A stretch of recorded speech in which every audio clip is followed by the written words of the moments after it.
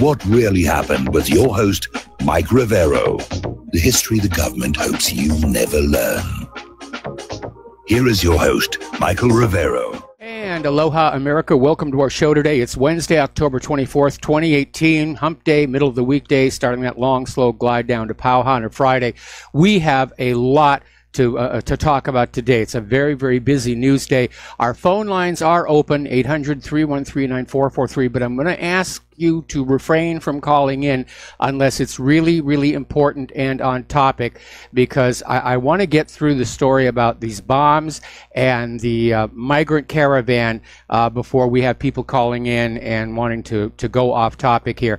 So obviously, if you've had your TV on at all, the big story, the only story, has been that bombs similar to the one that showed up at George Soros' New York home have now arrived at CNN, the Obamas, the Clintons, Debbie Wasserman Schultz's office addressed to Eric Holder, and of course the media is a big deal. Oh, it's terror, it's terror, it's terror. And CNN literally evacuated their studios on air. I'm sure that made for some good ratings, maybe. They could certainly use the help over there. So they had to do an evacuation. But I'm going to tell you right up front, we'll get into the details here a little bit. But this is obviously a PR stunt. It's a PR stunt. The Democrats are desperate. This is their attempt to counter all of the liberal violence on conservatives that we've been seeing lately and say, see, we're victims too. We're victims too. Oh, those evil conservatives here. And New York City Mayor Bill de Blasio is out there saying this is definitely an act of terror. And believe it or not, the corporate media is already saying President Trump is to blame because of his politics of divisiveness. And I mean, for them to make that leap, you know, bombs mailed to the homes of prominent insider deep state Democrats, oh, it's got to be Donald Trump. This is Kavanaugh all over again. Just believe the accusation. We don't have to have any evidence. And that's what makes it a PR stunt. We're less than 2 weeks away from the midterms, and the Democrats are not doing very well. In fact, apparently over at the Stephen Colbert show, he's been advised to stop using the phrase blue wave, because at this point it's down to a blue trickle at best here. Over on ABC, David Muir, again, pinning the blame for the attack on President Trump. And, of course, federal investigators are looking at surveillance videos. They're trying to find out what's going on. George Soros' son on that same bandwagon, Alexander Soros. Oh, yeah, it's Trump. You know, it's his demonization of opponents, and that's just stirred up all this trouble. So, what we are getting from official sources, and by that I mean other than the corporate media, many of the bomb packages had the same return address, which was former Democratic National Committee Chairman Debbie Wasserman Schultz, and Hillary Rodham Clinton just happens to be in Schultz's district today campaigning. Now, here's a huge clue. This is an article coming out of the Gateway Pundit. Investigators are saying this is very suspicious. There have been 0 detonations. None of the bombs have gone off. Now, bomb experts have dismantled the one left at Soros' home, and it was a pipe filled with black powder. And more than that, they're not saying. They're still trying to spin that this is all real and everything. But even a former FBI assistant director, Chris Swecker, said investigators are going to consider all possibilities, and that it could be someone who's trying to get the Democratic vote out and build sympathy. So people aren't falling for this. We've seen too many of these dirty tricks come out of the Democrats. The bomb that was sent to CNN, there were 2 pictures taken of it and leaked to NBC.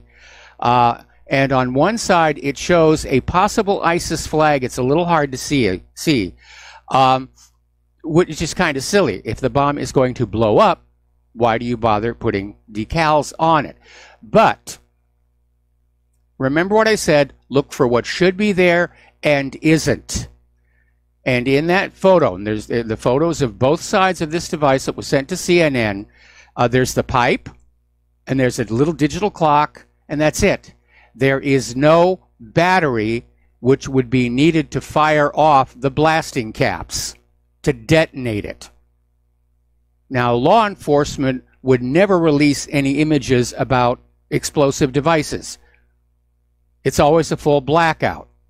So somebody leaked this out, you know, to make the story, to get it on out there. And by the way, little side note here, pipe bombs don't have wires going to both ends. That's just dumb. This thing's a movie prop. You'll have a pair of wires going to one end where presumably there is a blasting cap. And why do these bombs have timers? Wouldn't you rig the envelopes to go off when opened? I mean, the recipients are going to open the envelope, which is what happened in SARS. Oh, my goodness, it's a bomb. It's going to go off in 6 hours. Let me walk over here, put it on the ground, and call the police. It's a joke. It is really a joke. And by the way, who mails bombs to people who don't open their own mail? It's a joke.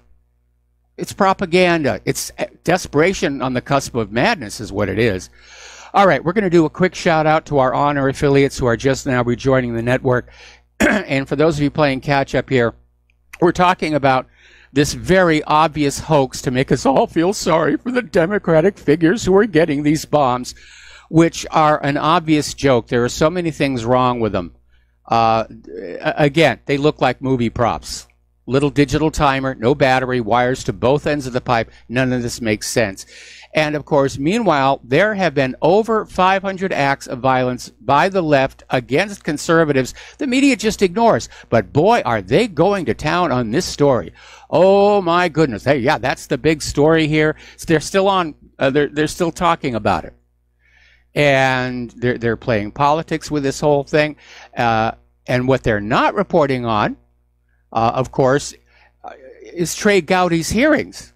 This is the day when Rod Rosenstein and George Papadopoulos are supposed to be having their closed-door testimony with Trey Gowdy. That's not getting any coverage at all here. Nor, for that matter, is the migrant caravan. That's kind of dropped off the screen. But more and more photos are surfacing from the migrant march, and more of the people in the march are being photographed giving the MS-13 gang sign. Now, over at Univision, Jorge Ramos has become the caravan's champion, and he's now out there demanding that the government of Mexico provide more buses and more trucks to get these now apparently 14,000 people up to the American border. And every time he appears on TV, it's a caravan of refugees. They're perfectly helpless. There are no terrorists. There are no criminals. And just go, go, go. Now, Tucker Carlson got to interview Jorge Ramos and asked how many caravan immigrants he personally planned to take into his home. And at that point, the interview began to break down. And Ramos was out there saying, this has nothing to do with the individuals. It has to do with nations. And you have to understand, these refugees are not a threat to the United States. And then he started I know that in Fox News, and Tucker Carlson interrupted him saying, don't start making this about Fox News being racist. This is a simple question. How many of the refugees are you going to personally house? And it kind of went downhill from there. And Ramos is wrong. These refugees are going to be harmful to the United States. even if they don't commit crimes, even if MS-13 reforms stepping across the border, even if they're not carrying contagious diseases, they are going to be an additional strain on our already overstrained social service system. They're going to be a drain on the economy. Now, over at MSNBC, Lawrence O'Donnell is praising those in the migrant caravan and criticized supporters of Trump, saying Trump voters are loathing, desperately fearful people, that you're just being afraid of those people. Well, again, we now know for certain people from the Middle East are hiding among that 14,000. People from Mexico are using the opportunity to try and get in or get back into the United States of America here. So MSNBC is out there saying that Donald Trump is fear-mongering. Interestingly enough, though, Chapman University conducted a survey of American fears, and you want to know what was at the top of that list? Corrupt politicians. The environment came in at number 2. So what is Trump going to do about this? Because this is his biggest test. And it is, unfortunately, a lose-lose situation. If he stops the migrants at the border, the Democrats are going to denounce him as racist and inhumane and cruel and tyrannical. If the migrants get through that fence, it'll be seen as Trump failing to protect our borders, which is one of his major campaign platforms here. As of right now, there are 2,100 National Guard troops on the border. Just 2,100. Most of them are not armed. And here's where it gets really weird. Last April, Defense Secretary Jim Mattis authorized that as many as 4,000 troops could be sent to the border pending approval of participating state governors. The memo allowed for the cost of the deployment to be reimbursed through federal funds, but also limited the National Guard's role, prohibiting National Guard forces from interacting with any of the migrants or taking on a law enforcement role. So what does Mattis think these National Guard troops are going to do? Just wave at the migrants as they pour into the country? I mean, the way Mattis has set this up, those National Guard can't do anything to stop them from coming into this country. It's just amazing. More photos, again, from the caravan are showing these caravan migrants carrying bags full of food and other things that are clearly stamped with the logo of U.S. aid, which, of course, ultimately is paid for by the U.S. taxpayers. You are now being forced to pay for the invasion of your country. Tom Fitton over at Judicial Watch is saying the wall is not enough. President Trump should order criminal investigation of how the caravans have been organized and financed. And based on Judicial Watch's reporting from Guatemala, it is likely that Americans are involved. And I would not be at all surprised about that. Now, there is already a second migrant caravan that has formed up. It's about 1,000 Hondurans. It's 200 miles behind the first one. So Trump had better send the army, the regular army, down to that border right now with whatever it's going to take to secure our border, because he made that campaign promise. And if he doesn't live up to it, he's a one-term president, and he's got to know that. According to Fox News, the caravan includes migrants from India, Bangladesh, and Africa, along with, of course, identified MS-13 gang members. We don't know how many are in there. We know there are some because they're being photographed, flashing the MS-13 gang sign here. So there may actually be a link between this migrant caravan and the phony bombs that were sent out to the Clintons and the Obamas and so forth, because it looks like this caravan of invaders has backfired on the Democrats. It's not working for them.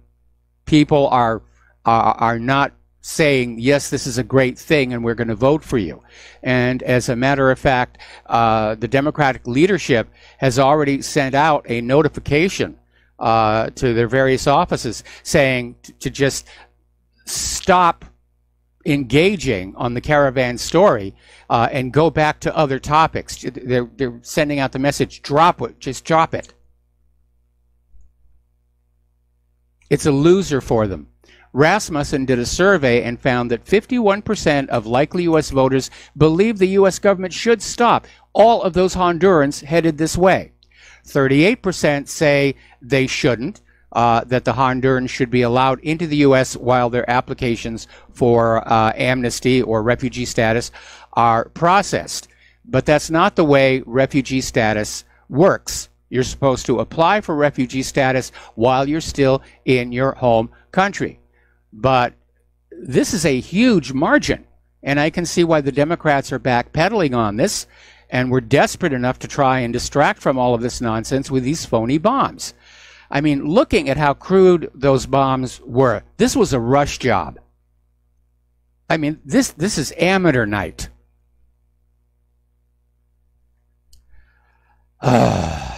I just got an email from somebody who's apparently been visiting websites all over the net saying, on no websites anywhere can I find anyone who thinks this is a real threat to these Democrats and Soros. And I've been to dozens just today.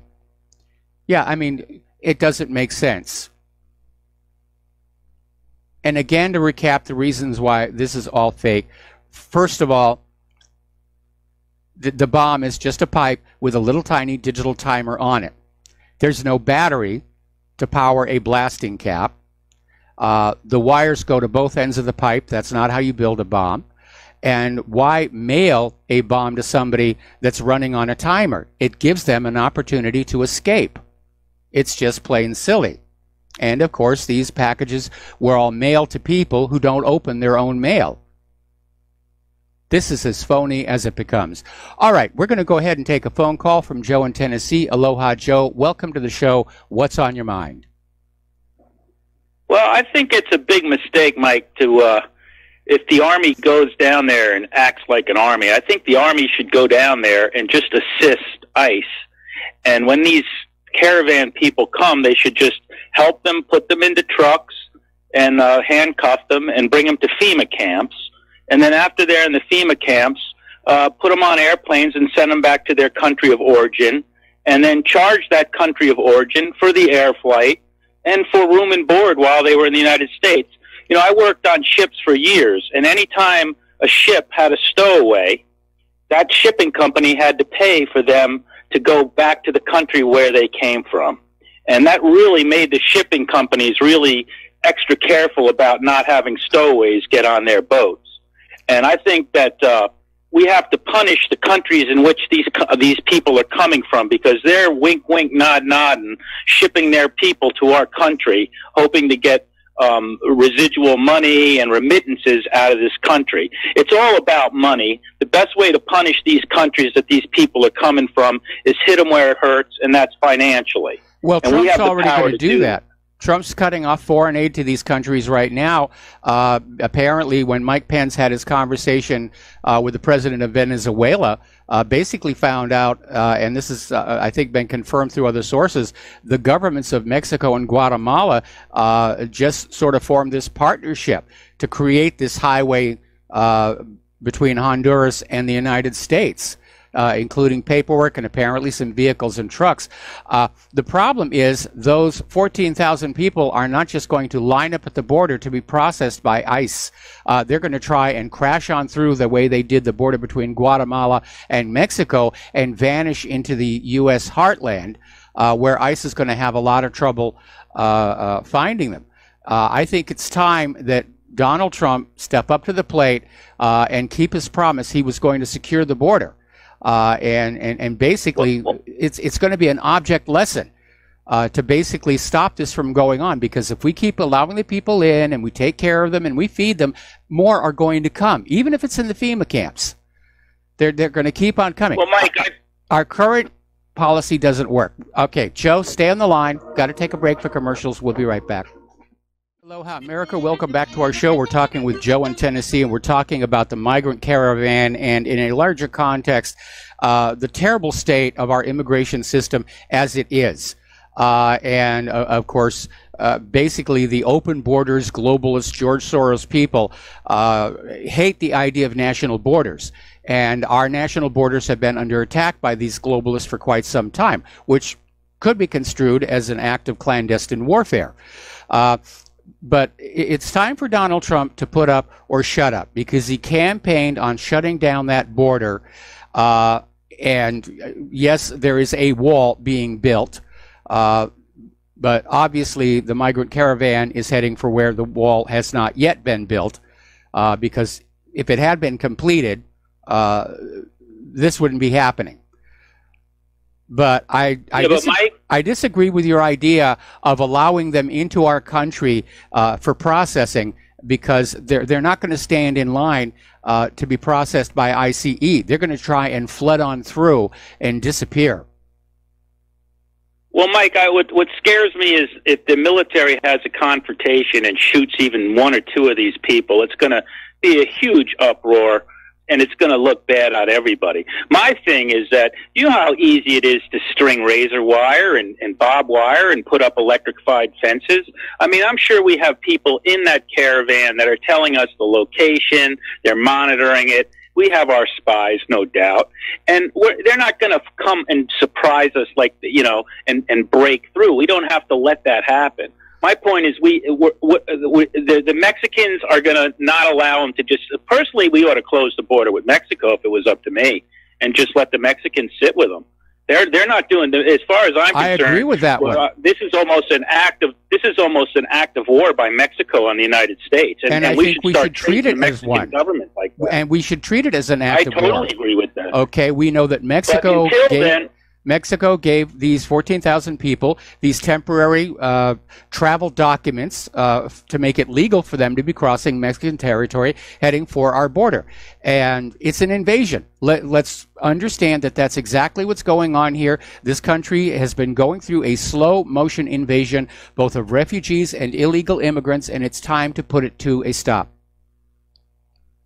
Well, I agree, but at the same time, we have to, the politics of it with the UN and the mammy-pammy liberals. We can't really allow like the clubs and the shootings, which is what happens in Israel, and then all of a sudden it's all over the news. So I think we ought to do is, I've always thought the wall itself is a mistake. I think they should make a fence with electrified wire and razor wire and have a no man's zone between wire boundaries and put robots and AI and helicopters and minefields, but because it's flexible. And I don't think that people act like this 14,000 man column is coming in and it's going to be a big surprise. It isn't. We'll know where it's coming. Oh, there's no question. They can't hide that. If nothing else, I'm sure that there are satellites overhead keeping an eye on where they are. But when I say they're just going to flood on through, is they're going to simply overpower those 1,200 National Guardsmen who don't have guns and are under orders not to interact with the migrants, by direct orders of SecDef Mattis. So they're just going to push on through. They're going to bloody them up the way they did the Mexican police who were sent to try and keep them from coming in from Guatemala, which in hindsight was kind of a token gesture because they only sent down a couple of dozen Mexican police and they all got beat up pretty badly. And that's what's going to happen down there on our southern border to those National Guardsmen, unless Donald Trump uses his authority as the commander-in-chief. Now, yes, he's given the Pentagon control of the military in terms of the prosecution of wars in other countries, but Trump is still the boss. And Trump can issue the orders, and he can fire anybody who doesn't go along with the orders. And given that these migrants are not, in fact, walking up here, they're riding in buses and trucks, they could be here day after tomorrow. The time to be mobilizing the military, at least 20,000 strong, is right now. I totally agree, but I think that there are techniques in crowd control that can be used. You can use old railroad cars to steer the crowd and actually start culling it like you would do with cattle, and then you can get them to a manageable rate where you can just put them on buses to FEMA camps and then let the countries pay. I don't agree with that. I don't agree like with that. I think they need to be turned back. And I agree with you. If anyone actually got shot, it would be a PR nightmare. The liberals would seize hold of it. But the military has these area denial weapons, and I put up articles on both of them at whatreallyhappened.com. One is the LRAD, which is that very loud sound generator that is way above the threshold of pain. Then you have that microwave area denial system that heats the water in your skin, and it makes you feel like you're burning, even though you're actually not. We already have these systems. They should be on the way to the border right now.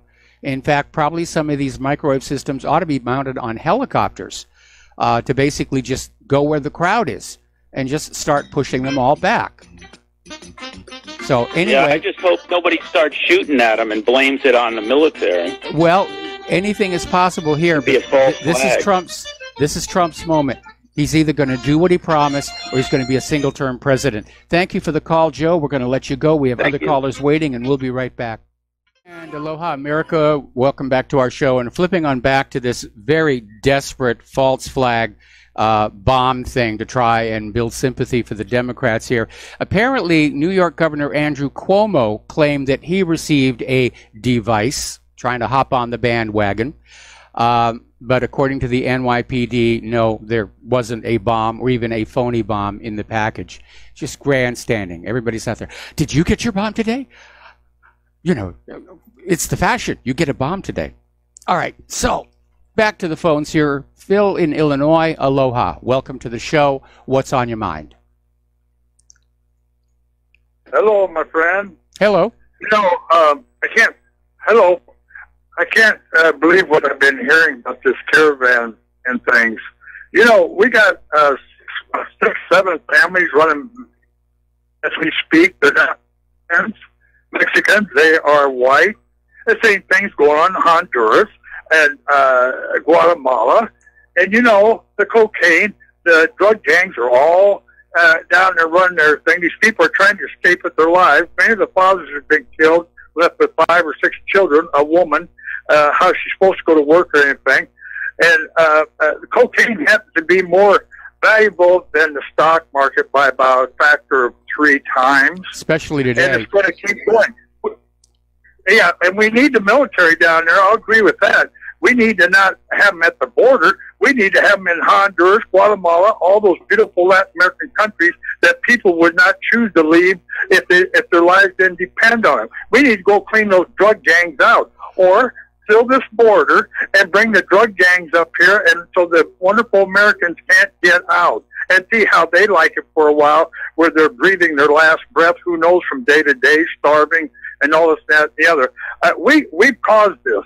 And now we want to, of course, Trump said he wants to keep his arms folded like he always does, and just let him die off and whatever. You know, I'm telling you, we're keeping rich people rich with this cocaine and stuff and drug pipeline down there. Oh yeah, Mike, and a lot of it's tied in with U.S. intelligence agencies.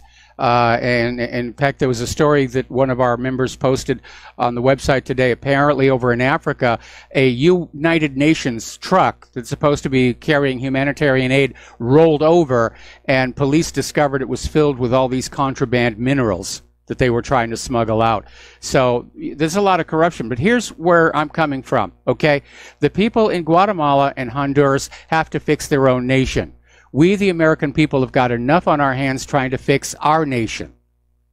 And we've got to close the border. And remember, Eisenhower completely shut down illegal immigration across that southern border with only 1/10 of the manpower of the current immigration and customs enforcement. It was called Operation Wetback, which, of course, the liberals would scream, you know, bloody murder about that name today.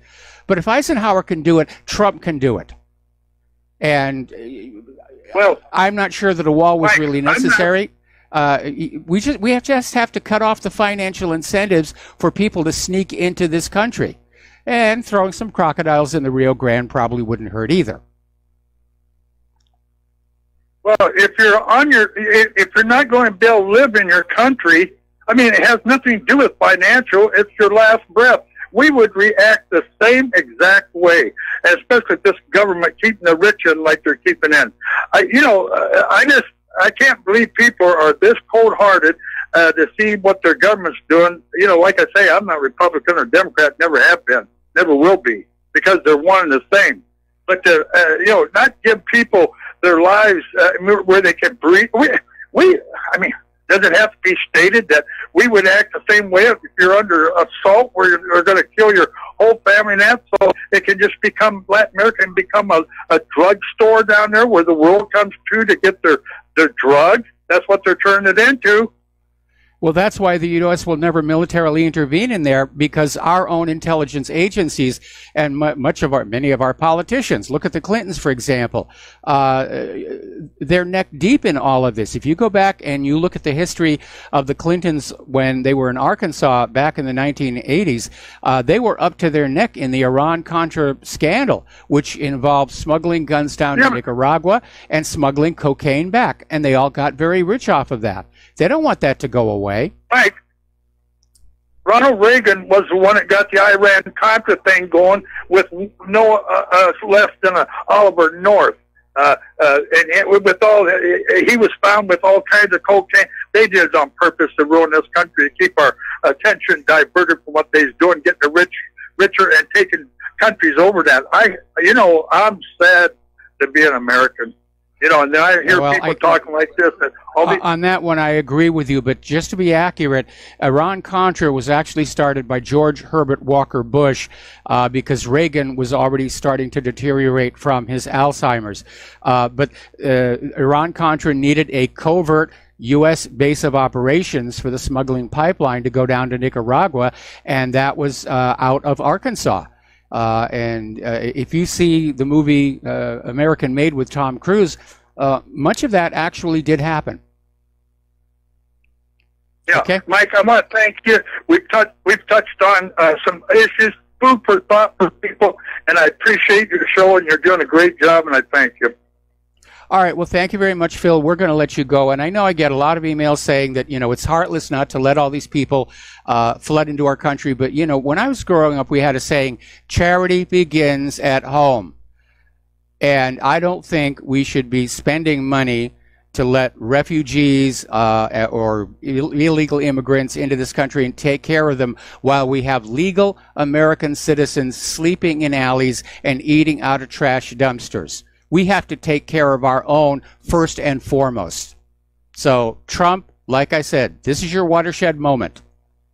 You campaigned on this very issue, and everybody is watching to see what you do. And if you do just sit back with your arms crossed and say, oh, well, then you are definitely a single-term president. Okay, Art Off the Grid, aloha. Welcome to the show. What's on your mind? Hey, Mike, and you are touting exactly what I've been saying. Sad to say I tuned in about a half hour into the broadcast, so whatever you said that first 30 minutes I missed. But it was about these phony bombs that were being delivered to high-profile Democrats in what is a pathetic attempt to build sympathy. And that was the primary reason for my call, was I kind of figured you were going to be talking about that, but I do a talk radio broadcast on the internet myself. I'm on 3 days a week. And last night, I was talking about this very thing. And it was amazing to me how many people in the chat room were saying exactly the same thing you were saying about, it's not like we don't have enough room in this and that and the other. And my argument to these people was, I'm not saying we don't have the room. What I'm saying is we don't have the resources. Yes. We can't even we can't afford the ones we've got already, and you want us to take another 7,000 to 15,000? Come on, folks. This is absolute insanity. But, on this bomb thing, I want to remind everyone, shortly after September 11th, Mike, I'm going to put your memory to the test, because I know you got a really good memory. So I'm going to test your memory here. What was the big thing after September 11th? The anthrax letters. Bingo, exactly. So, here's what I've been putting out. Would you be surprised, ladies and gentlemen, to find out, I'm not saying this is the case because we're early on in this, but if we are to believe the polls that are suggesting that Republicans are overwhelmingly blowing this thing out of the water in the midterms against the Democrats, would it be so surprising to find out that all of these so-called bombs are not what I call false flags? I call them staged events to drum up sympathy for the Democrats to get... I mean, come on. It would not be the first time that this tactic has been used. Oh, the Democrats love to play victim all the time. Oh, we're all victims. You're victims. You're victims. Somebody did a spoof Democratic ad, which is on the main page at whatreallyhappened.com. It's very well done, and you need to take a look at it. It's very funny. And part of that pitch from the young lady who is delivering the commercial is saying, you know, you're all victims, and you know, we're going to take care of you. And that has been the pitch of the Democrats, because the liberals have really run out of any other ideas other than identity politics, the politics of personal destruction. This bomb thing was a Hail Mary pass because of the poll numbers coming in regarding the immigration and the migrant caravan coming to the border. It's not going well for the Democrats. It's working against them. What I find interesting was, you know, the whole Christina Blasey Ford was a Hail Mary pass that failed. Yes. So it doesn't surprise anyone. Why would it surprise anyone that they're trying another Hail Mary? I mean, this is how they work. Yes. And on that spoof that you're talking about, can we link to that through whatreallyhappened.com? You mean the ad? It's up on YouTube. Yeah. You can embed it in any website. And by the way, I do ask that everybody take that ad and post it everywhere. It's very well done. It's very funny, and it really hits the nail on the head of what the Democratic agenda is really all about. What's the title of it so we can look that up? It just says Democratic ad. Oh, okay. All right. Hey, appreciate it, Mike, and have a great one, man. Okay. If you look on my website, it's titled New Democrat Campaign Ad. And again, it's a YouTube video, and you can embed it anywhere that you can. And I advise you to do that. I'm surprised YouTube hasn't pulled it down. Absolutely. Okay, well, thank you. We're going to let you go and switch over to Emmerich in Vancouver. Aloha. Welcome to the show. What's on your mind? Hi, Mike. Well, I'm just listening to your show, and I totally agree with you that you guys got to take care of your border. You guys spend so much on the military. If you can't defend your own border, yep, what's it all for? Well, it's to go on out and steal also, wealth from other countries. I think that if you guys tell those guys exactly what's going to happen when they cross that border, there should be no surprise. And if they decide to cross, it's on their own free will. That's their decision. Can't blame you. Just tell them ahead what's going to happen. So it's no surprise. Yep. But again, I agree. I know it's going to be political, this and that, and you can try to use the, you know, not the heavy weapons, but have them there in case anything goes wrong. You guys can take care of it. I am absolutely stunned that the 2,100 National Guardsmen already at the border, most of them are unarmed. Yeah, what are they supposed to use? Harsh language? I know. Yeah, exactly. So that means, like, you're not really serious. So here, Trump can either prove that he is not the paper tiger, that he's either going to be a paper tiger or not. Yep. Either he means business or he's full of hot air. Yeah, if he doesn't stop that caravan at the border, it's effectively all over for his administration. There's going to be another caravan, and then another caravan. There's already a second one that's formed up. And, of course, this is what the liberals want. You know, the liberal and George Soros and the globalists, they want to do to the United States what they did to Europe. And we can see how well that worked out over in Europe. So, but if Trump doesn't act, then that raises a question. Is he part of the problem? Is he part of the New World Order in disguise? I don't know that he's part of the New World Order, but he's definitely a weak leader. He's too easily manipulated by those around him. We know that he's very subject to flattery. But again, if he does not stop that caravan at the border, effectively his administration is over. Nobody's going to listen to him anymore. He'll spend the next 2 years as a lame duck, and then he'll get voted out of office. He's going to lose all respect. Yeah.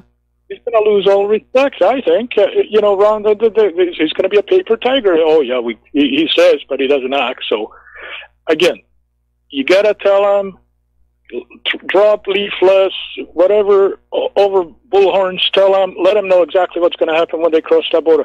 Let them cross that border. Let them go 20 feet. That's it. Stop them there. Well, again, anyways, that's up to you guys. That's my opinion, and maybe I'm cruel and whatnot. I know they're poor people and this and that, but you still got to maintain order, and they can apply and come through in legally. You can't just change it. What would happen if you go to another country and you break their laws? What do? They throw you in jail. They act. So, you guys got to act. And to imprison 15,000 people now and all the expense, why? Don't even let them come in. Yeah, just turn them around. Tell Mexico and Guatemala, look, you truck them up here, you truck them back. And I do agree with that other caller, that any expenses incurred by the United States come out of the foreign aid being sent to Mexico and Guatemala, who, by the way, have shown their ingratitude for all that foreign aid by allowing this to happen. And comparing this to the Palestinians in Israel, there's no comparison. There's no comparison. Palestinians, they've got a legitimate beef. Yep. They're on their own land. Yep. They were just demonstrating 300 feet away from the border. They were being picked off. There's no comparison. You can't compare these two. Not at all. So, but anyways, they got to show that they mean business. Maybe I'm just too mean. I don't know. I just too much politicking and whatnot. And the Democrats are going to cry and these guys are going to cry. Let everybody know ahead of time what you're going to do. There's no surprise. You don't want to do it. Tell them not to come. If they come, this is what's going to happen. Okay, I got a solution, okay? Let's find 17,000 liberal Democrats who are willing to sponsor one of these migrants and take them into their home and just privately cover the cost of feeding and housing and educating them. And that's going to make everybody happy, I think. But I seriously doubt you're going to see that because the Democrats want to bring them all in, make them Democratic voters, and otherwise ignore them. Yeah. So, anyways, you guys got major problems over there. There's no question. Yes, we do. No question. You guys got major problems. Yeah, we got major problems. It's too bad. Too much politicking. I think too much BS, and you can't do this because of this. All right. Well, yeah, I need to let you go. We got to take a break for commercials, and we'll be right back. And aloha, America. Welcome back to our show here. Now, if you've bought small electronic devices, you've probably noticed many of them, especially LCD screen devices, will have this little peel-off plastic over the display that's printed with what the display will look like when the device is on. And that's part of the store display, so it looks cool. And when you get the device, you peel that off and just throw it away after you put batteries in and use the device. Here's the thing. I just found a high-resolution version of that photograph of the bomb that was sent to CNN. And that little piece of thin plastic is still on the face of that digital clock. Somebody put a battery in it. You can see literally two different sets of digital numbers, one over the other. Now, if you're not peeling off that little piece of plastic, then it makes it very difficult to, first of all, set the correct time on that clock, let alone set the time for an alarm. So that's another indicator. This is a hoax and a very hastily put together one. All right, let's go back to the phones. Dustin in New Jersey, aloha. Welcome to the show. What's on your mind? Now I know why my clock says 12:47 all the time. I never thought about peeling it off. Well, at least it's right twice a day. Yeah. Mike, breaking news. Cuomo's bomb wound up being Reuben on rye with a pickle on the side. What a joke this whole thing is. Isn't it a coincidence? The caravan's on its way. Yeah. And pipe bombs are on the way, too. Yeah. Can't make this up, Mike. Oh, my God. I mean... Well, somebody made it up, but they did a really bad job of it. This is sloppy. This is high school quality work. Yeah, Mike, this is one of the reasons I got rid of my cable box, and I don't watch TV. I don't watch reality TV shows, soap operas, and sports because, I listen to you and I do my own research because what we're witnessing is besides the bad stock market again today and yesterday, because this is what's really, not only that, but with this, Trump pulling out of the intermediate, can it get any worse? I said this before. Can it get any worse, Mike? What's going on? You got all these combined things coming together, And I just want to tell people this 15,000 migrant thing. This is all political because and slash the economic because this is to hurt Trump. Basically, yeah, but it's failed. This is what. It's failed. It is. And the Democrats are panicking now because the polls are showing that the majority of likely voters want these people stopped at the border. And they're already backpedaling away from this thing. They want the story to go away. And so far today, there's been hardly a mention. They're still going on and on about these phony bombs, and they're just hard selling it. Oh, feel sorry for the Democrats, some conservatives. It was Donald Trump. Seriously, we're seeing that from Soros' son, ABC. They're saying ultimately Donald Trump is to blame for all of this. Okay, all right, now. Yeah, Dustin, stay on the line. We got to do a break for station identification. We will be right back. And aloha, America. Welcome back to our show, hour number 2. And we are talking with Dustin in New Jersey about Donald Trump and the caravan and how this whole thing has backfired on the Democrats because the polls are showing the majority, an overwhelming majority of likely voters want the migrant caravan stopped at the border. I don't know what the Democrats thought they were going to do with this, but it clearly did not work.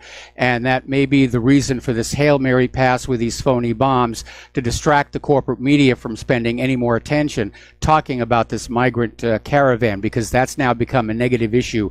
And the Democrats are trying to pull back from it. They're trying to delink from it.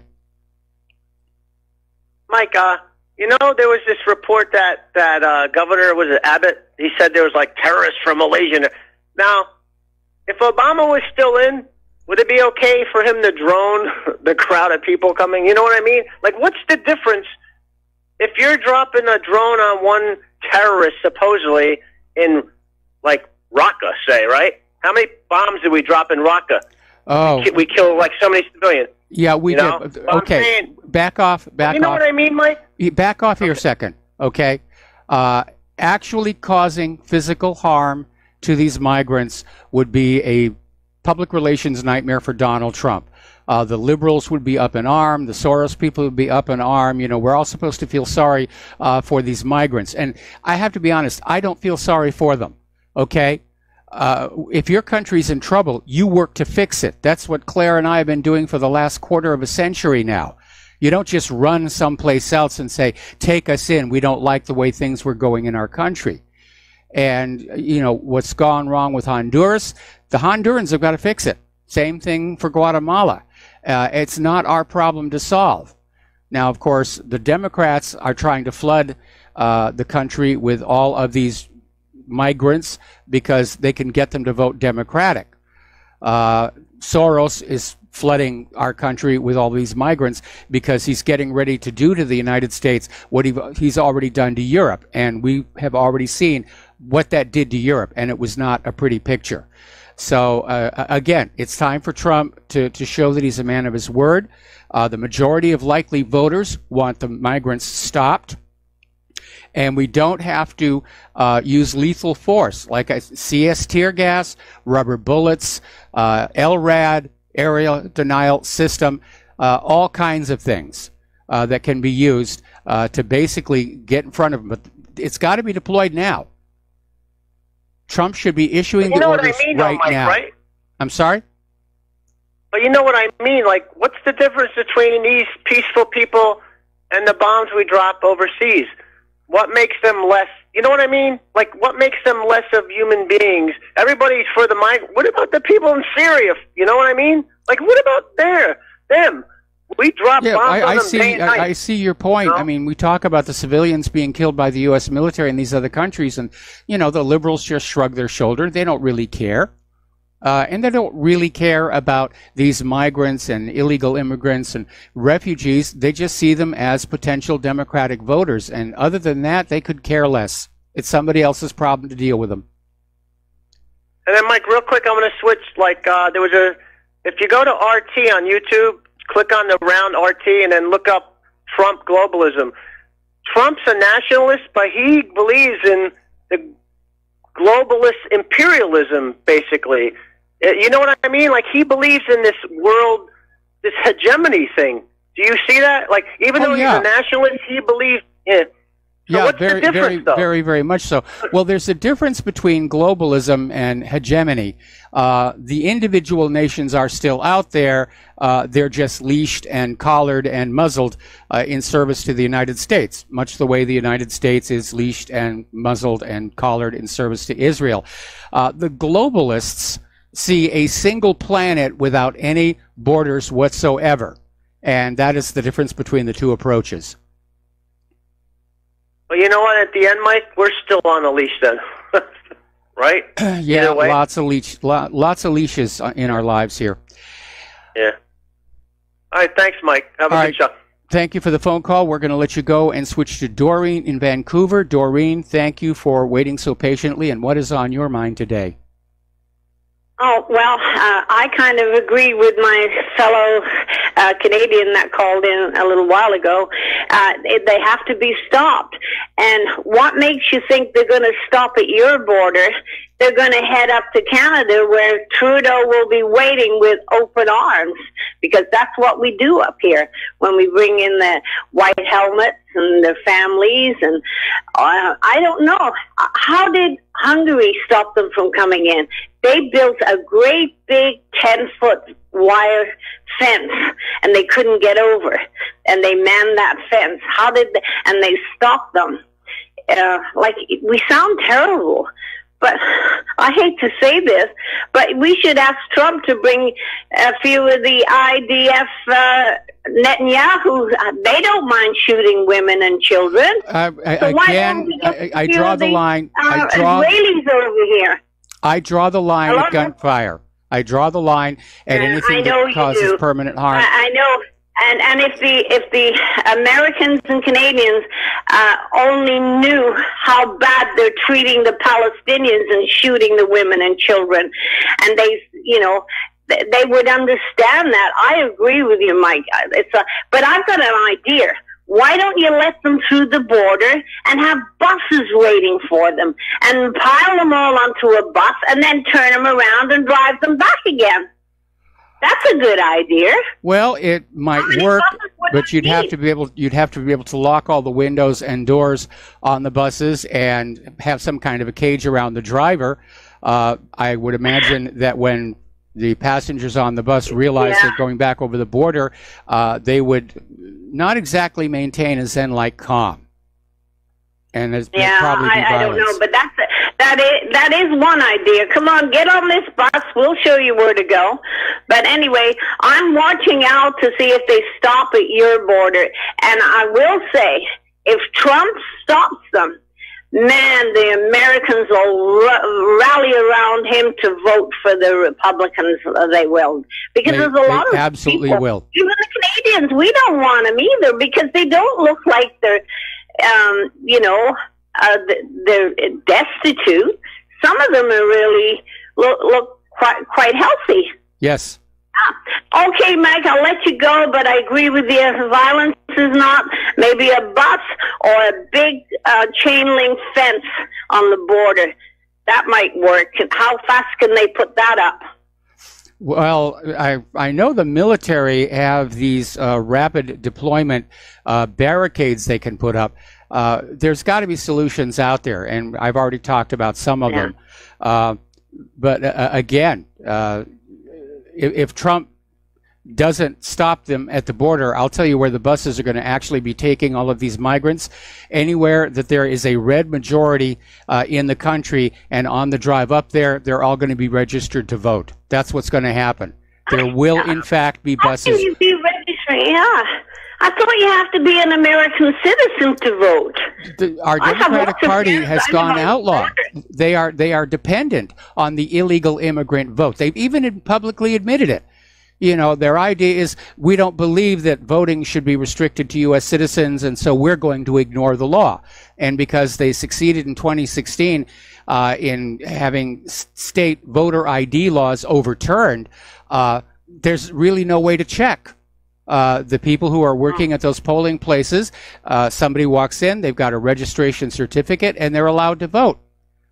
In a lot of places, it's now become illegal to ask about their citizenship. It's a total giveaway of our country.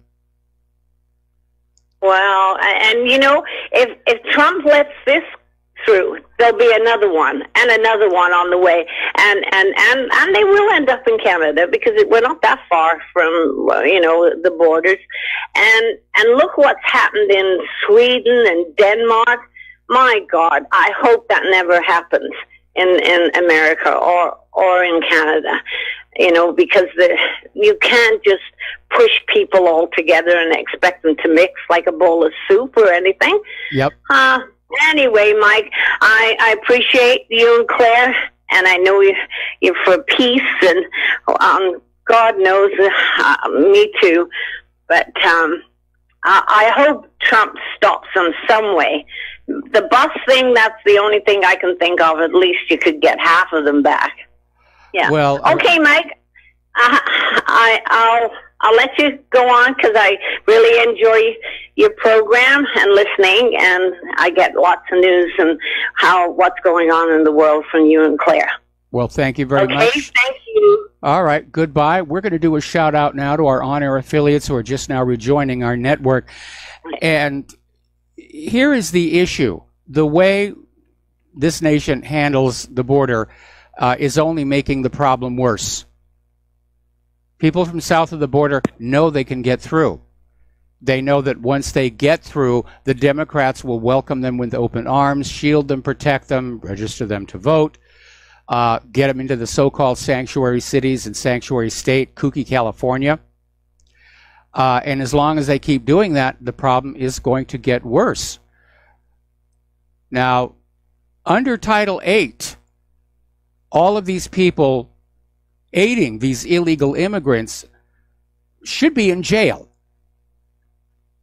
And Trump's unwillingness to enforce the law is very troubling, which is why I'm not 100% guaranteed he's going to do something about this migrant caravan heading for our border. It may just be all talk, and he's just going to sit back and say, oh, well.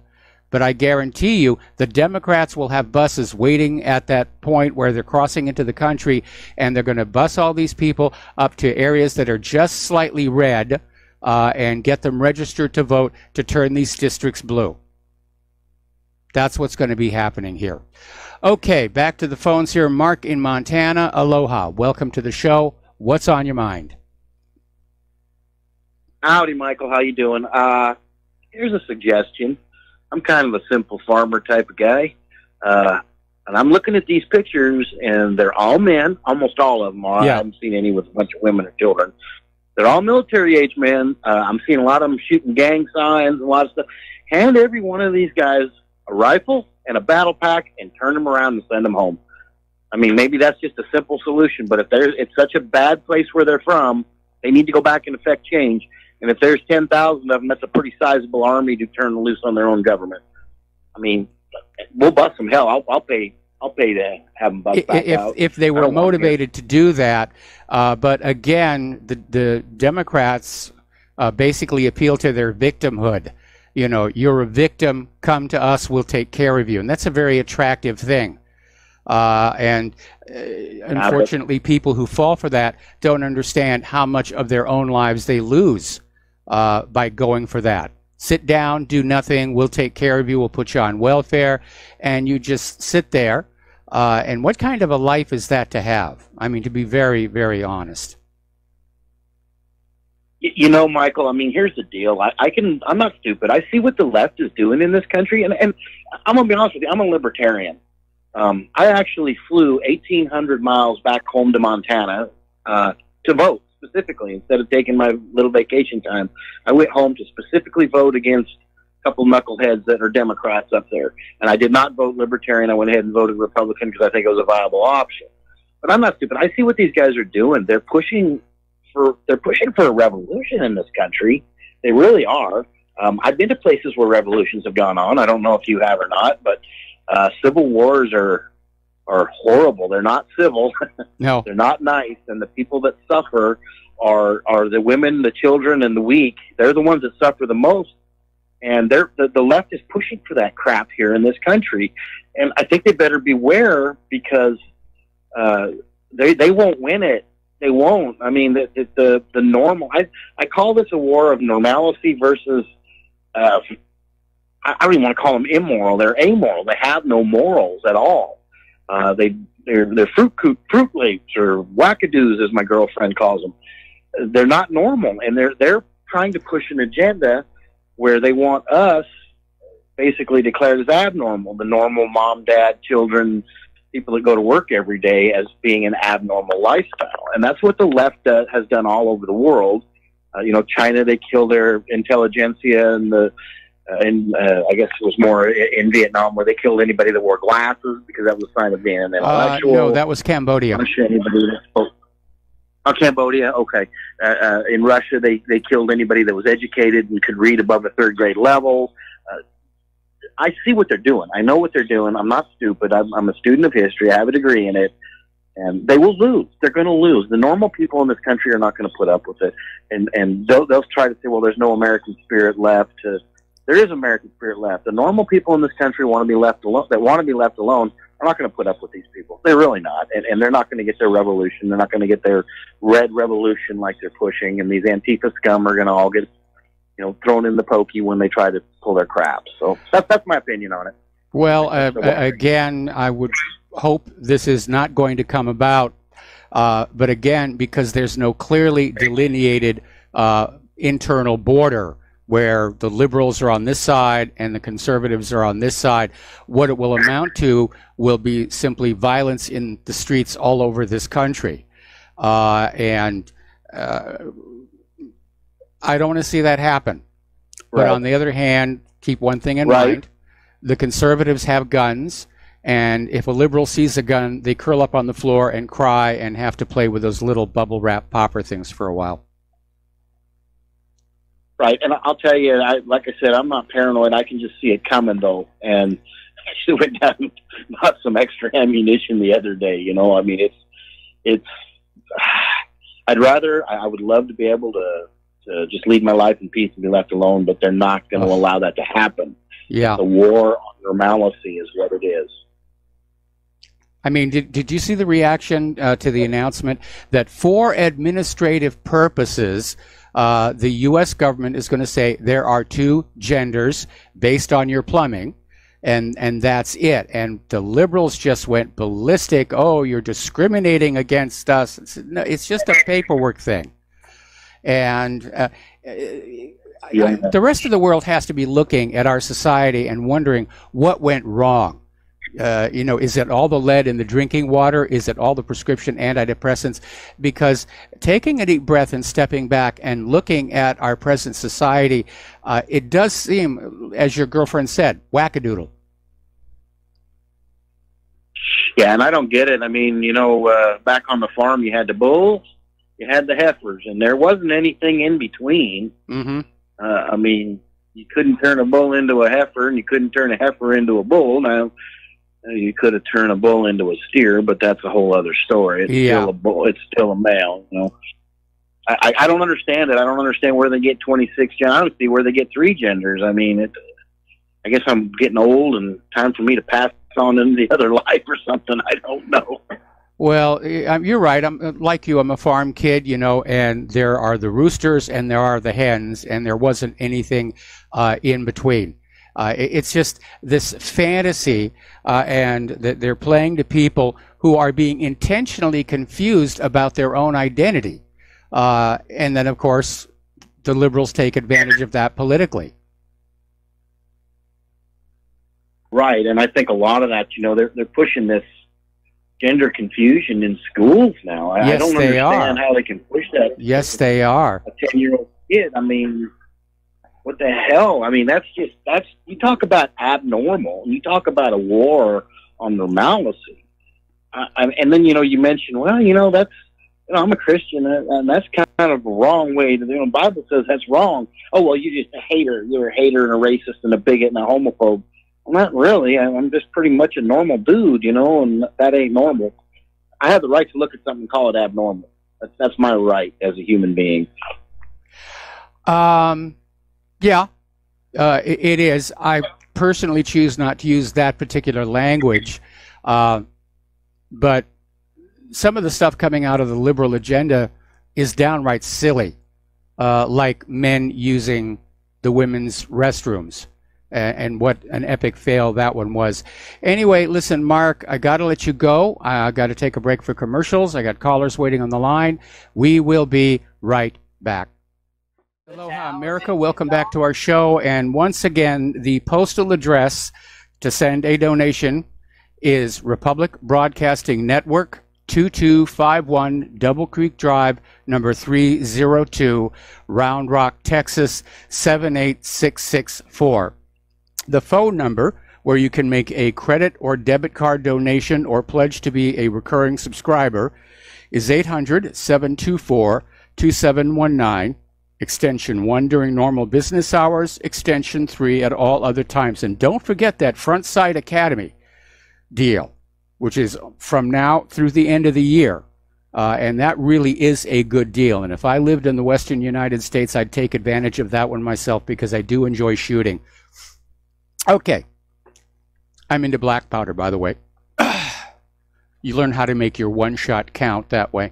All right, let's go back to the phones here. Mark in Philadelphia. Aloha. Welcome to the show. What's on your mind?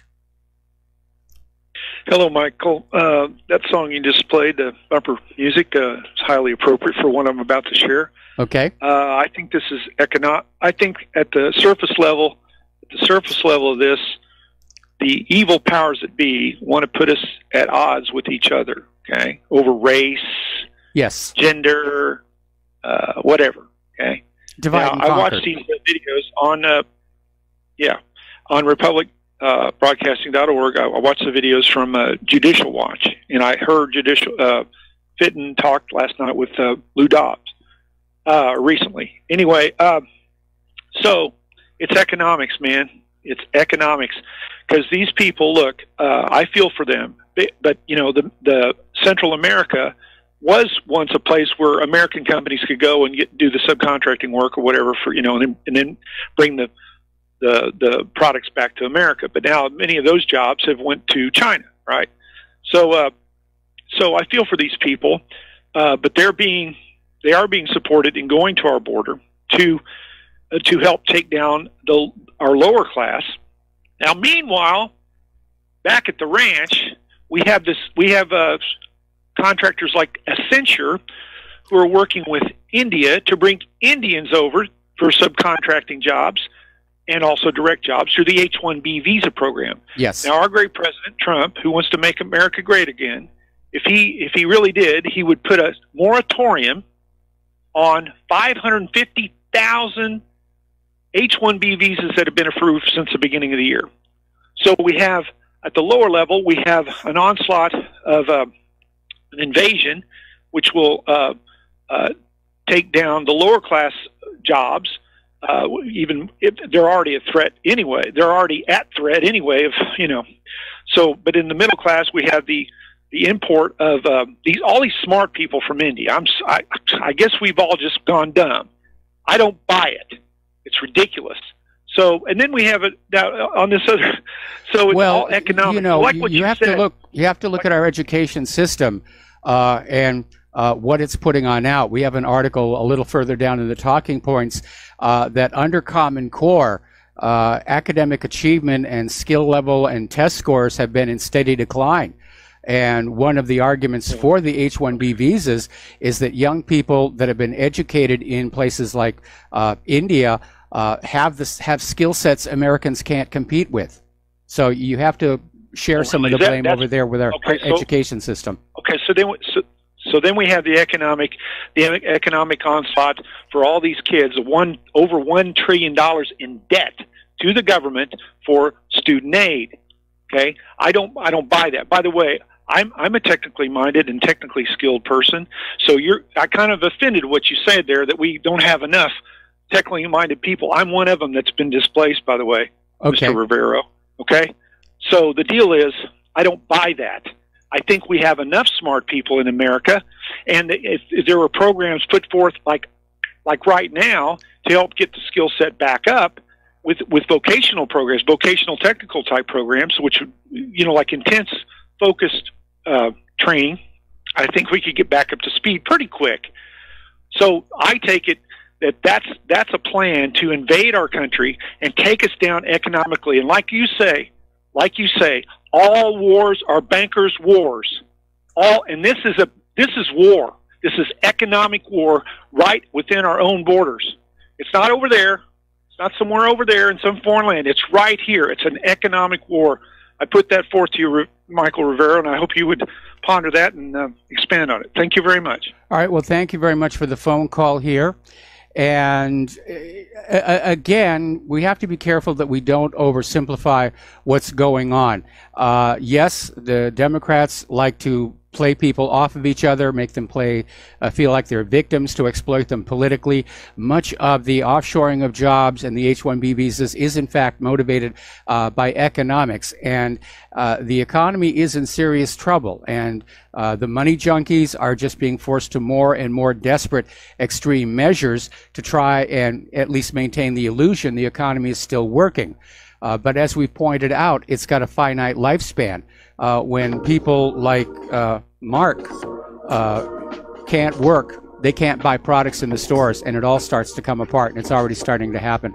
Okay, we're going to take another break for commercials. We'll be back with more phone calls and news after these few words.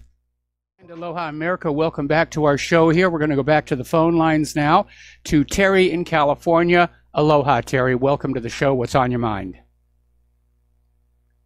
Hey, Mike, I just wanted to, I'm sure you're aware that we've got all kinds of homeless around Southern California. Yes. I mean, you go around the river, around the railroad tracks, and you see nothing but tents. Yep. And my daughter went downtown L.A., and she says you just see these tarpaulins all over the place down there in these prop tents. Yep. Yesterday, she was pretty upset about it because, she hadn't been down there in a while, and she said it got a lot worse. And then a while ago, I went to San Francisco, and I'm riding on the metro train, and I see all these prop tents and shelters around on the rail lines up against the walls. And down here in Long Beach, they got these homeless shelters planned for all these people, and there's been some backlash to that. But we can ill afford to take 4,000 more refugees up here. There's no jobs for the people here. But part of this homelessness is fueled by the opioid crisis, I'm sure. Yeah. We're doing a lot of talk about these 4,000 refugees coming up this way. But they probably wouldn't come unless that one they had a month or two ago of 1,000, what did they do with them? I didn't hear the outcome of that. I think a lot of those probably made it in. And if they did, the word went back that, hey, they're getting in, or they said they wouldn't let them in, but they did. And is that what happened to that first group of 1,000? I think you've got your timeline a little wrong. The group of 1,000 got through the border between Guatemala and Mexico, and it has been growing ever since, and it's now up to 14,000. But the point you're making is absolutely valid. We should not be, bringing in all these people from the third world when we have legal American citizens who are living in tents all over the city. And here on Oahu, we have 8,000 homeless, and it's easy to dismiss it and say it's because of the opioid crisis. That may be true in some cases, not all. Claire and I are involved in a couple of programs to try and deal with this crisis, and a lot of these homeless are just people who moved out here. They were going to have a job. The company they worked for went out of business, and they literally did not have enough money to go back to the mainland. And driving down our little street, it's not uncommon to see an entire household worth of goods dumped on the sidewalk for the heavy trash pickup. And it's basically a bailout pile or an eviction pile because there's stuff in there from every single room in the house. So you're looking at the aftermath of a tragedy here. But absolutely, we've got to take care of our own people first. If there were no homeless in America, if everybody had a comfortable lifestyle, if we had the money, then, we have an immigration program, and it does let 1.1 million people in every year, and that should be sufficient. And the people pushing this open borders nonsense, they're causing a lot of destruction. They did all over Europe, and they're going to do it in this country. They don't care. They're just in love with this idea of a world without borders and a one world government and a one world private central bank. And that's the agenda they're pushing. And you look at their response to what's been going on in Europe with all the knife attacks and the gang rapes, and their attitude is, well, it's a period of adjustment and it's all going to work out in the end. And generally, no, it's not going to work out in the end because migration is a filtering process. We're not getting the people from Honduras and Guatemala who are doing well in those countries. They're staying right where they are right now. The people with skills and jobs and money, they're comfortable. They're going to stay right there. We're getting the people who couldn't make it in those countries. Why does anybody think they're going to make it in this one? Well, this first came to my mind was in 1965 when they pushed through the new immigration law, the 3 Zionist senators that pulled it through. They were laughing at the end when they got it passed and said, open the floodgates, to let them in. And to me, it was obvious then that they want to rule the world from Jerusalem, in the end after they destroy the United States. But we're focusing on the wrong thing. I mean, it's good to talk about the symptoms of what's going on, but we need to focus on what's driving this from the top. Like who these people are and what they want, and how we can identify them and how we can fight them. What can we do to stop this, like what is their agenda? Somebody's in Europe, there's somebody organized that group coming across the water to Europe from Africa, and somebody's organized this thing down in Central America, and somebody's paying for their food on the way up here. Absolutely. So that's what we need to find out about, and who are these people, and that's who we should be attacking, not the immigrants themselves. You're absolutely right. I mean, this is all organized. This wasn't a spontaneous, people in Honduras just stood up and said, well, we're just going to walk up to the United States. And of course, they're not really walking. They're on buses and flatbed trucks. And we know the organizations that are providing food and support for them. Some of them are funded by George Soros. As we mentioned earlier in the show, there are photos of some of these migrants carrying bags with the USAID logo on them, which means U.S. taxpayers are being forced to pay for all of this. Well, who's George Soros working for? There's somebody above him. I don't think so. I think Soros, basically by virtue of his billions, he feels he has a right to play God with the planet and just reshape it to what he thinks would be an ideal world, at least for billionaires. And back in the, I think it was the 1980s, there was a Michael Caine movie called $1 Billion Brain, and it basically involved a billionaire who wanted to start World War III with Russia to bring about dramatic change on the world. And I think, if I recall correctly, Ed Begley played the billionaire. That's who George Soros reminds me of. A guy who thinks that because he's got all this money, that he can just do whatever he wants in the world. And so far, unfortunately, he's been able to do that. And he's got a very large network of like-minded individuals who think a borderless world would be a really good thing, with everybody driven down to third world squalor. And they're helping each other. He's got so much money. He does seem to be above the law. I mean, he is a U.S. citizen. He's technically guilty of the USA Patriot Act. But again, like Hillary Clinton, Soros just never gets arrested.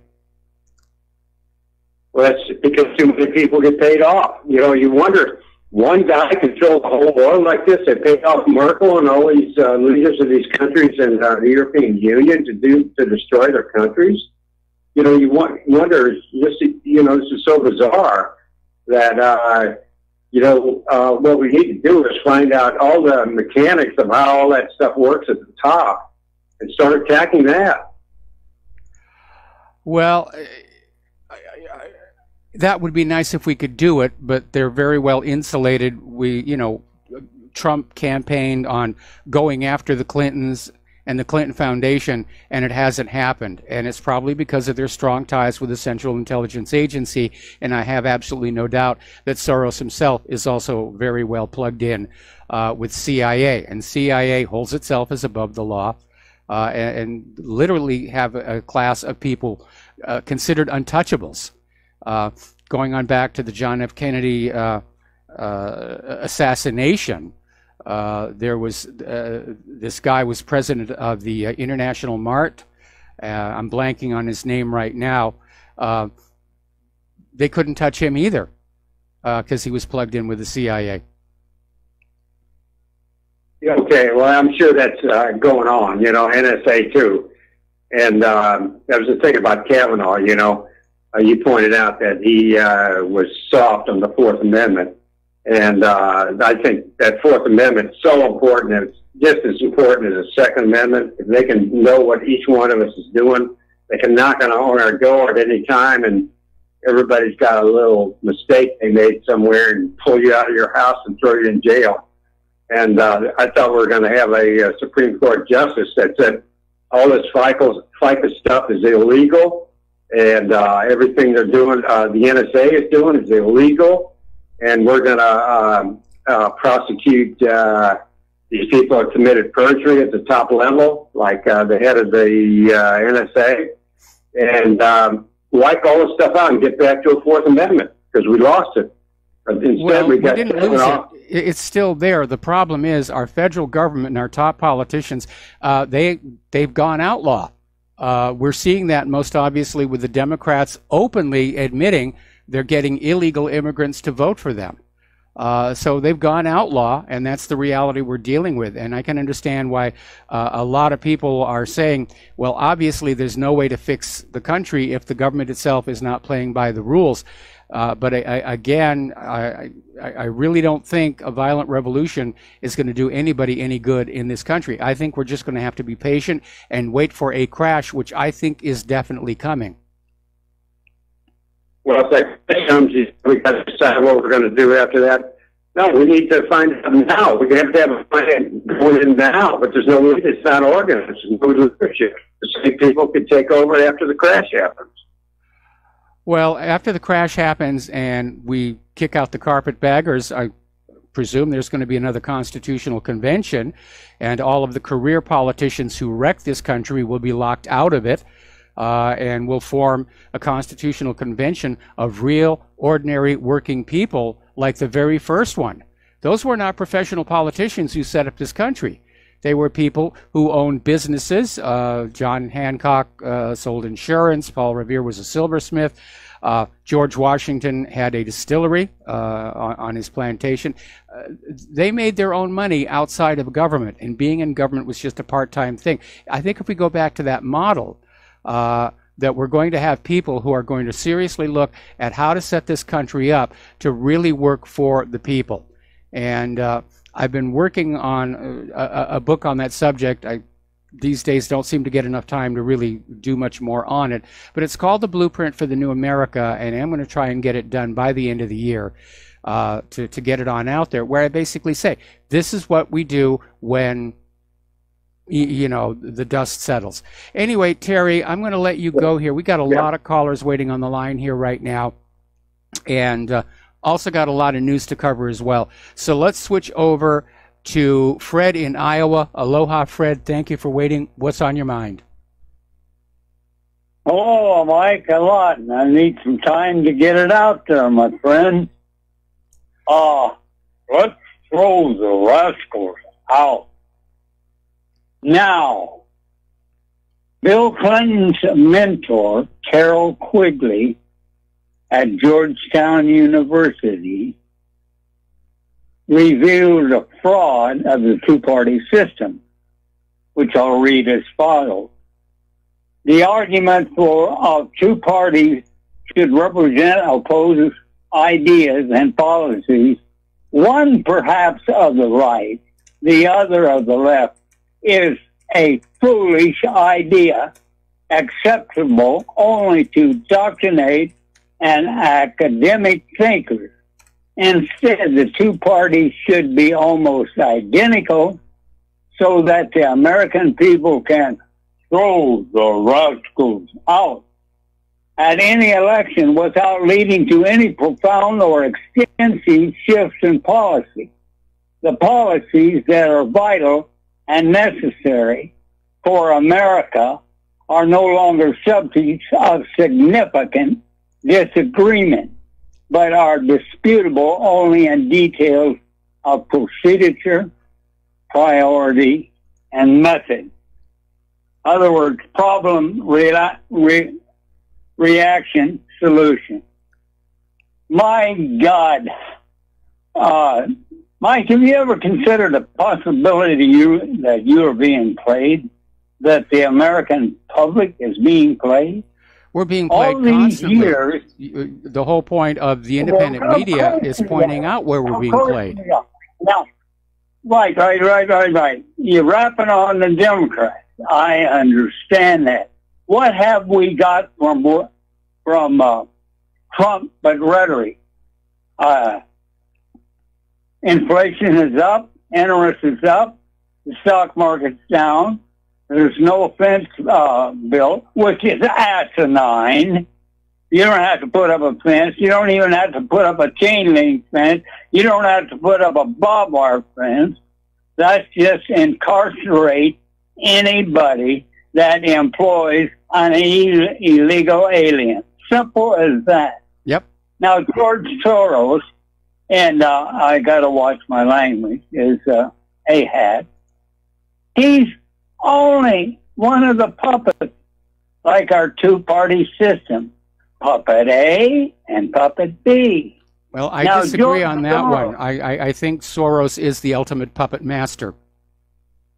No. He's probably one of the group of 300. He's probably that. But he's not the head. I know who the head of it is. Okay, and who would that be? But I get in all kinds of trouble when I mention it, so I got to be cool about it. Now, we can throw the rascals out, and if we got Hillary Clinton in, or whoever it is on the Democratic side, or the Republican side, ain't going to make a damn bit of difference. We're still with our foreign policy, slaughtering women and children, taking their natural resources and their oil. Well, if you're having a hard time getting a job, well, can't you just join the military and go over there and kill them women and children, and then you can come back and you can have your college paid for. Sure, well, I love America. Hallelujah. You get in there and you fight these bloody fights where you're killing all these women and children, and you're a patriot. That is insanity. That is stupid. And I thank you, my friend, for the time that you've given me.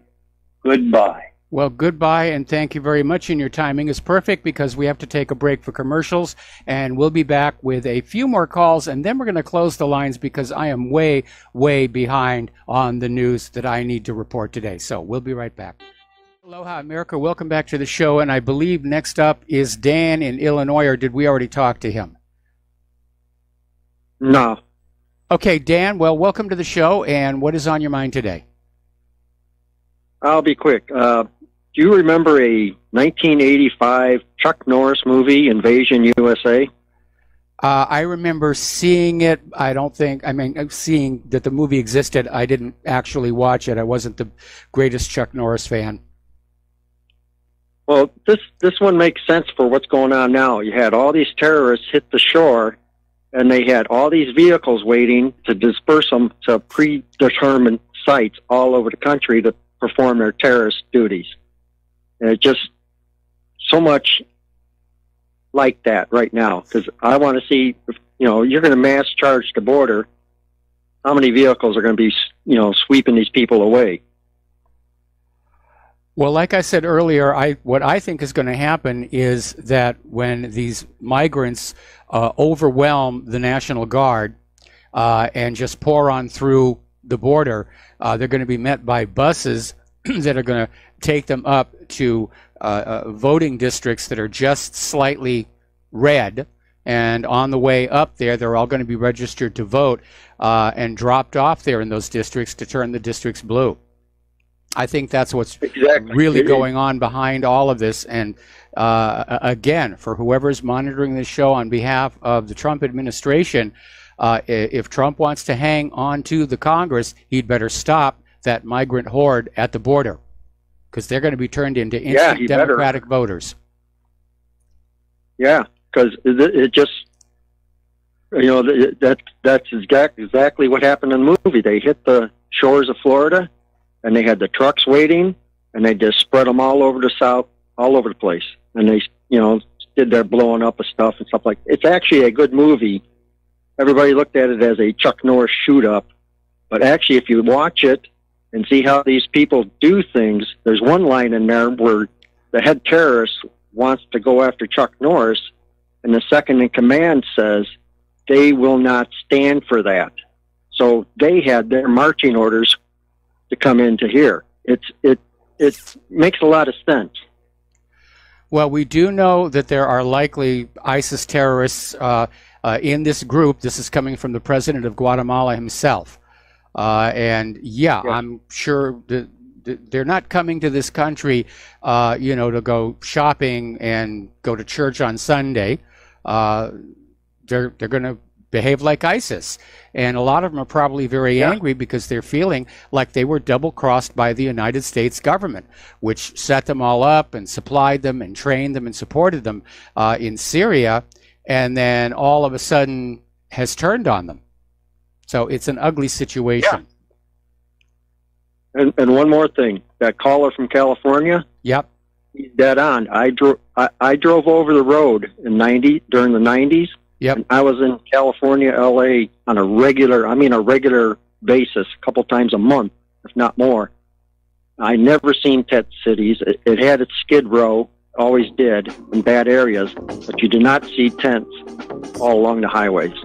Yeah, I know. It's bad everywhere. Anyway, listen, I got to let you go. We got to do a break for station identification. We'll be back with a few more phone calls and then back to the news after these few words. Aloha, America. Welcome back to the show here, and we're going to go to Tony in Puerto Rico. Aloha, Tony. Welcome to the show. What's on your mind? Yeah, aloha, Mike. I want to make my comment real quick. Tracy Gabbard. I think she should wait till Hillary retires.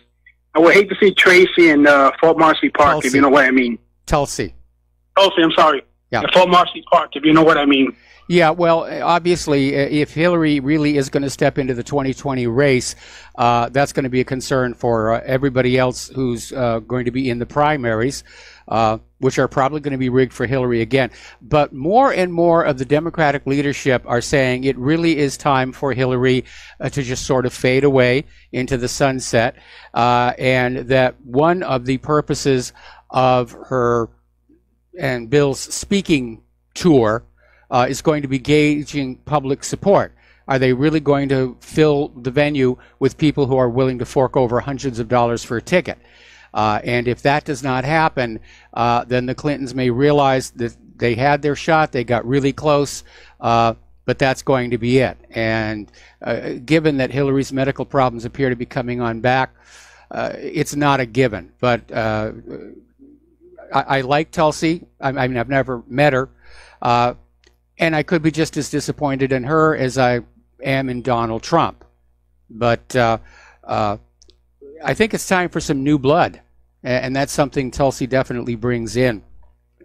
We've got this old guard that's hung on to power for year after year after year. And the longer they're there, the more corrupt they become. And it really is bad for the country.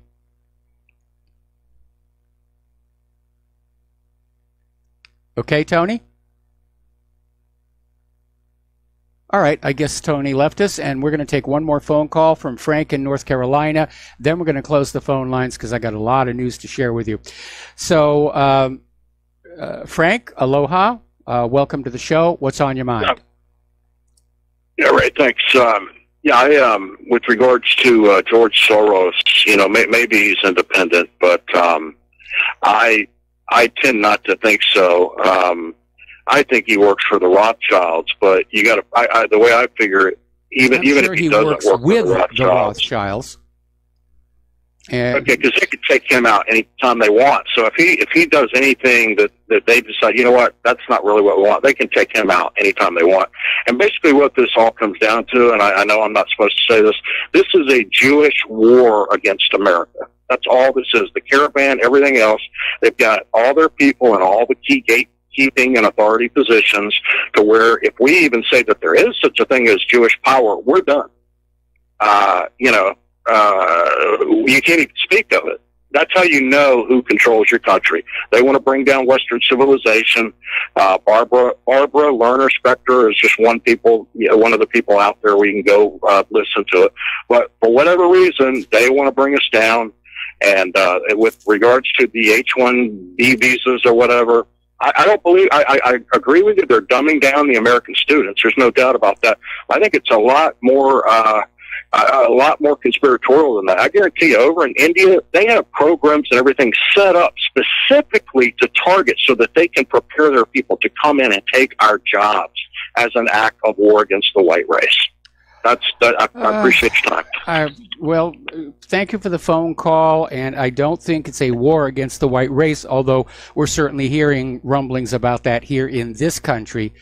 But, there's another way to look at all of this stuff. We may, in fact, be seeing the beginnings of the problems of overpopulation, where people are getting more and more desperate to grab onto what is left of natural resources or what's left of the money. And, if you put, for example, too many rats into a cage, get them crowded up too much, they'll turn on each other and start killing each other. And we're getting more and more crowded. All right, so we're closing the phone lines here for the rest of the show because I've got a bunch of stuff to share with you. Getting on back to the Khashoggi murder, Mike Pompeo is out there saying that 21 Saudis will lose their U.S. visas over the Khashoggi murder, but Saudi Arabia is still an important ally. In other words, the story is going to go away. At least from the point of view of the Trump administration. There are high-ranking members of Congress, Israel firsters, who are still out there saying Saudi Arabia has to be punished.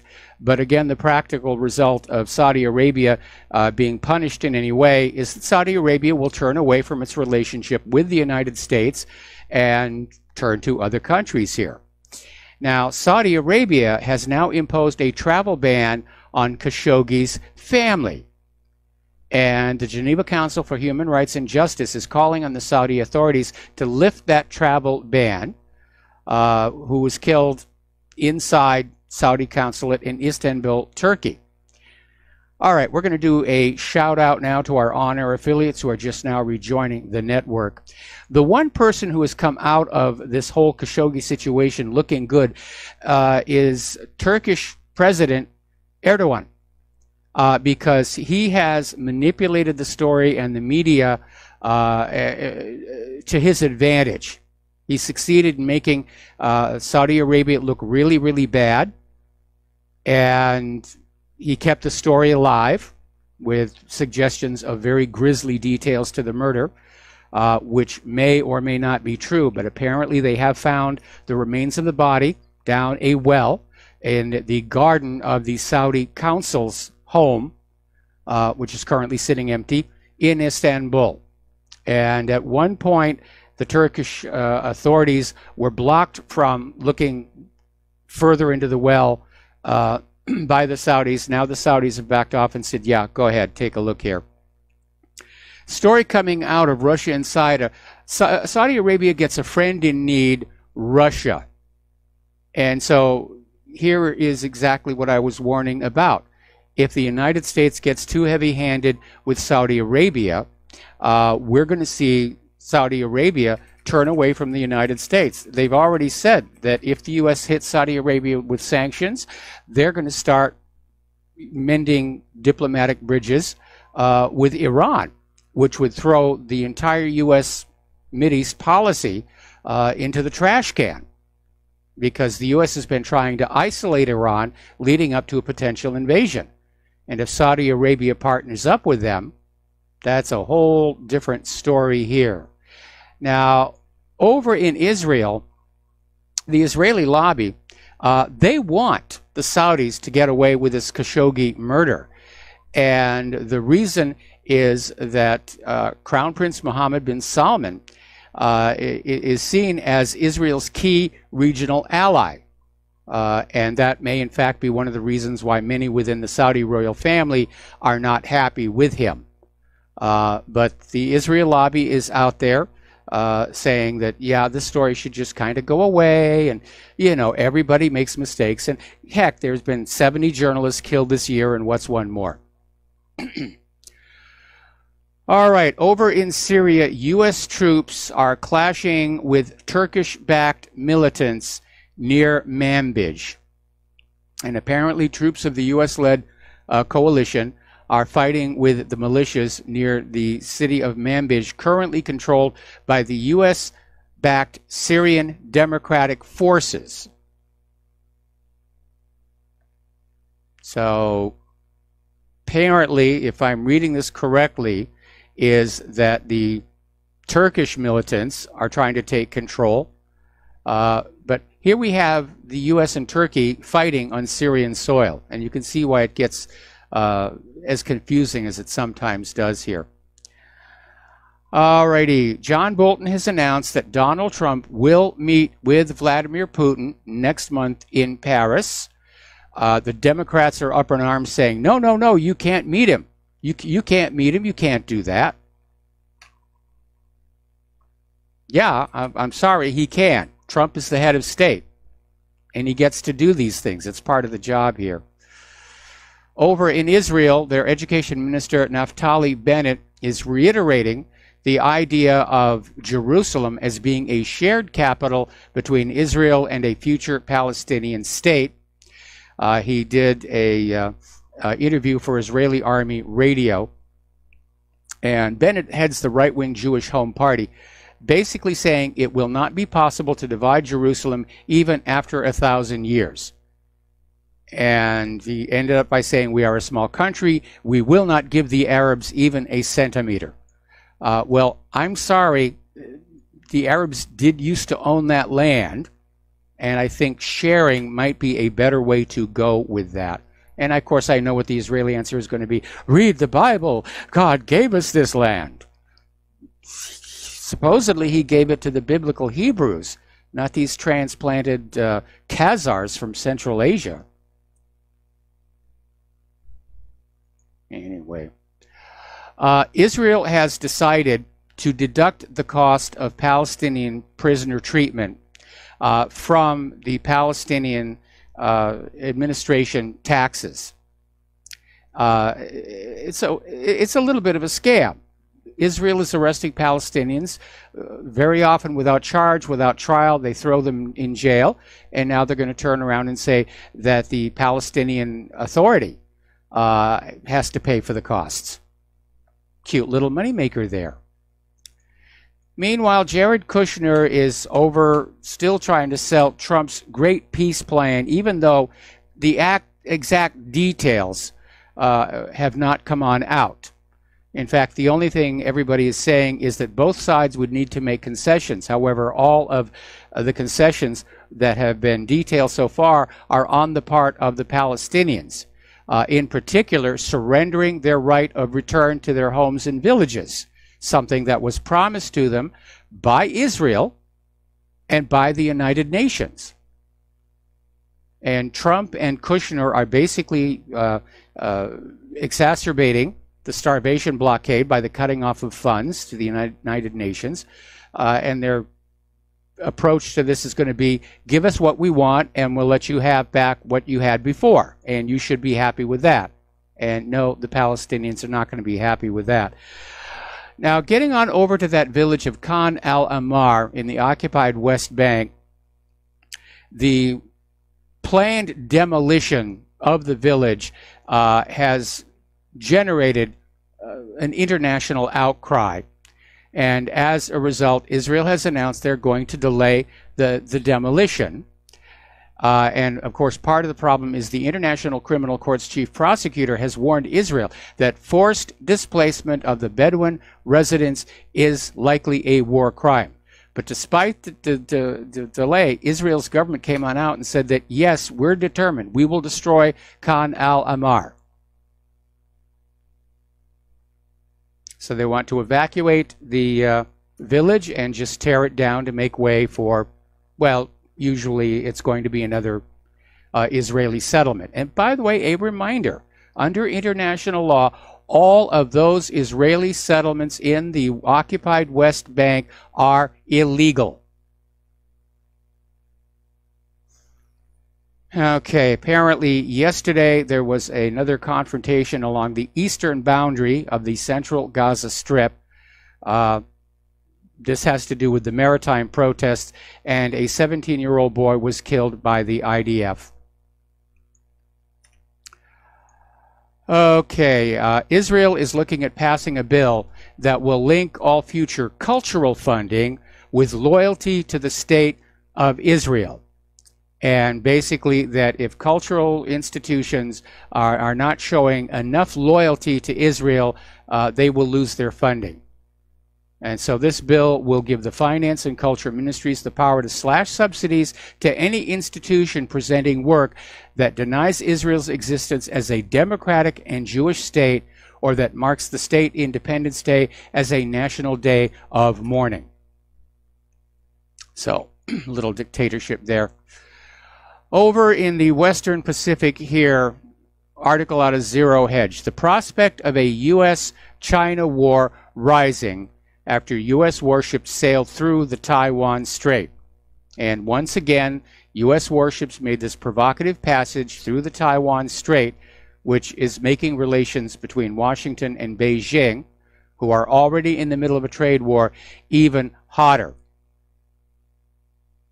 And Steve Levine at Axios is saying, what are the chances of a U.S.-China war? And said, if history holds, the U.S. and China appear headed toward a war. Now, what would that war look like?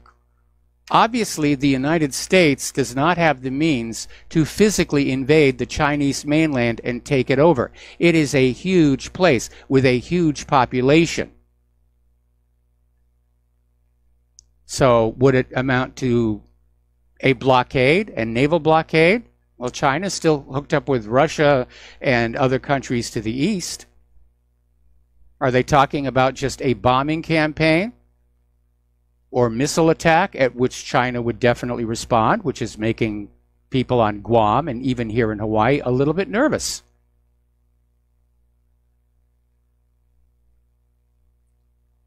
Article coming out of Sputnik News. U.S. seeks advantage over Russia by deploying missiles in Eastern Europe. And apparently this is the first thing that Trump is doing after he announced his withdrawal from the Intermediate Range Nuclear Forces Treaty. And still saying it's all Moscow's fault.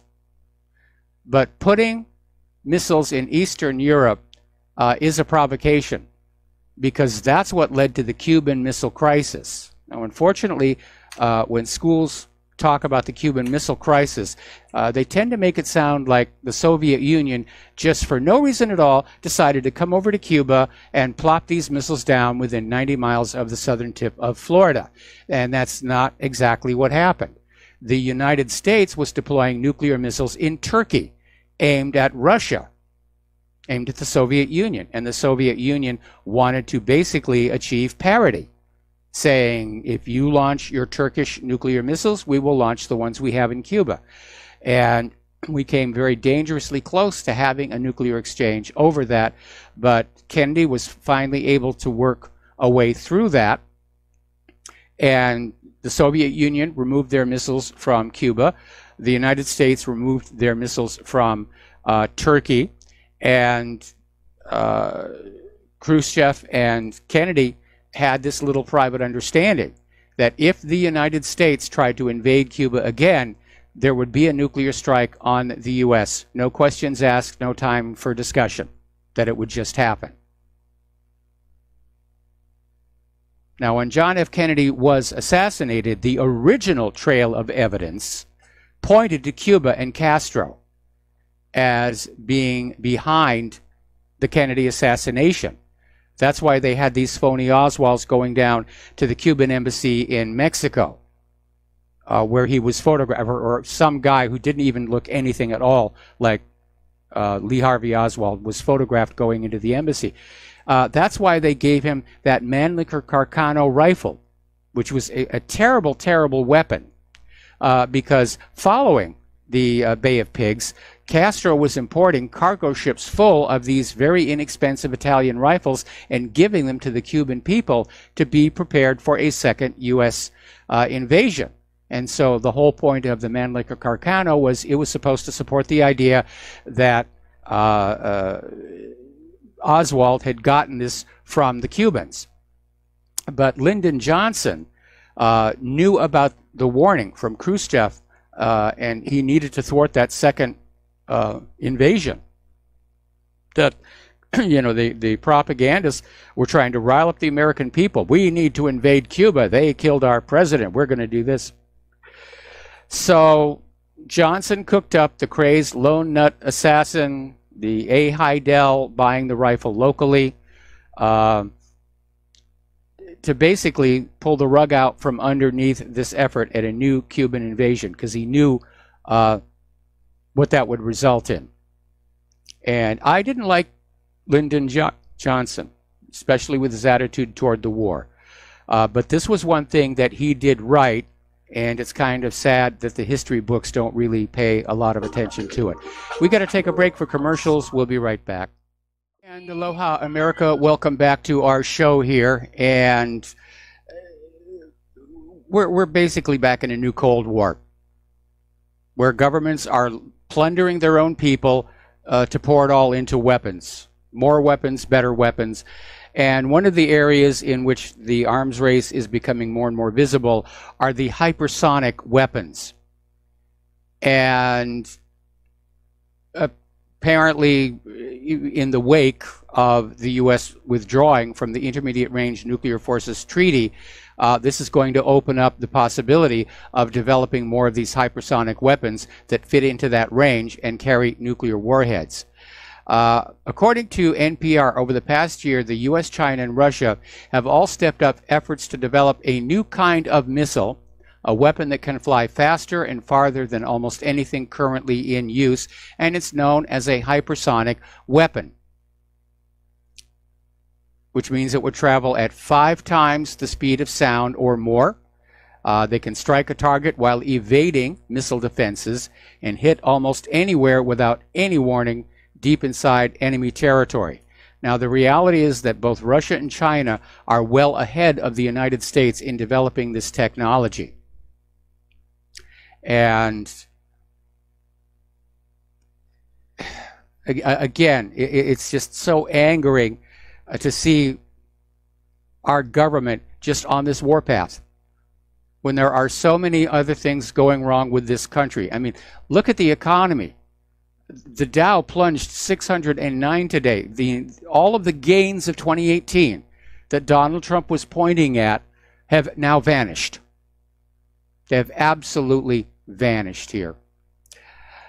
The FBI is finally coming clean on how they illegally infiltrated the Trump campaign. They're still trying to keep the identities of some of their confidential sources, confidential. But apparently they were inside the Trump campaign, spying on, among other people, Carter Page, gathering information that was used to go before the FISA court, along with that dossier by Christopher Steele, to get warrants to make it all retroactively, sort of, kind of, maybe okay. Silicon Valley is spending millions of dollars trying to get Democrats elected. And Donald Trump is accusing Twitter of shadow banning prominent Republicans, which, yes, they are. He accused Google in a series of tweets in August of playing up negative articles about him in search results. James Woods, the actor, who's very intelligent, he slammed the CEO of Twitter, saying, "If you want to kill my free speech, man up and slit my throat." But according to FEC filings, employees of Silicon Valley's Masters of the Universe have donated millions of dollars to Democrat House and Senate candidates ahead of the midterms. Now, this tends to be the way they donate every election cycle. But at this point, they've only donated $179,000 to the Republicans, which is about 8% of their total donations. You always want to give a little money to the other party just in case they pull off a miracle and win. You want to be able to say, you know, I gave you a few bucks, do me a favor here. The Saudis have poured $24 million to influence U.S. policy during this current election cycle.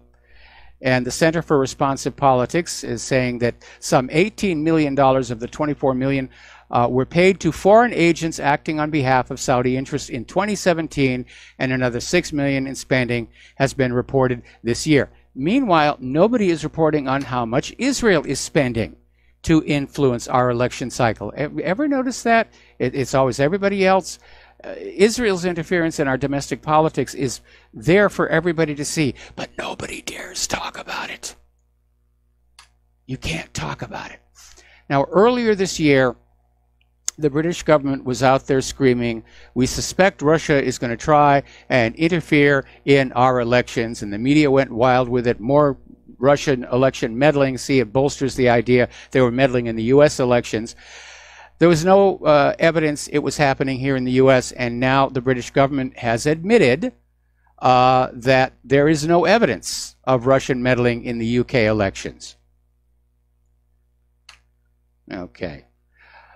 Democrat gubernatorial nominee Andrew Gillum is dealing with a big problem. Apparently, the newspaper that just endorsed him broke a story saying that Gillum lied to the public about a gift he received from an undercover FBI agent while on a business trip in New York. It was tickets to see Hamilton, and his acceptance of the gift may qualify as a bribe under Florida law. And they don't have to document that he actually did anything in exchange for the gift. The one thing we know for sure is this isn't a situation where a friend gave Gillum a gift. This was an undercover FBI agent, and the FBI almost certainly took steps to ensure it qualified as a bribe under both federal and state laws. In Florida, this is a second-degree felony. We're going to take a break for commercials. We will be right back. Aloha, America. Welcome back to our show here. The other day we were talking about how this lawsuit over an extortion attempt has brought into the daylight the fact that there are, in fact, companies that provide crowds to scream and yell, to applaud, and there's a lot of money that's out there being spent to create these illusions. There's another story today. There's a new video out from American Association of Evangelicals, and it details how George Soros, through his many funding ventures, has been busy infiltrating the Christian base in America in order to divide them and basically split the religious vote within the Republican Party. Now, apparently, over at a group called Sojourners, there was this guy, Jim Wallace, publicly denying he was a recipient of Soros funding. Well, it turned out he was wrong, that open society money and grant dollars have flowed in by the hundreds of thousands to the Sojourners. And they're basically trying to find ways, these groups are going around to various churches trying to split the religious vote. Okay. All right, let's talk about the economic news here. And again, as I've already mentioned, the Dow dropped 609 today, and I'm expecting it'll be worse tomorrow. I can smell the panic starting to gather.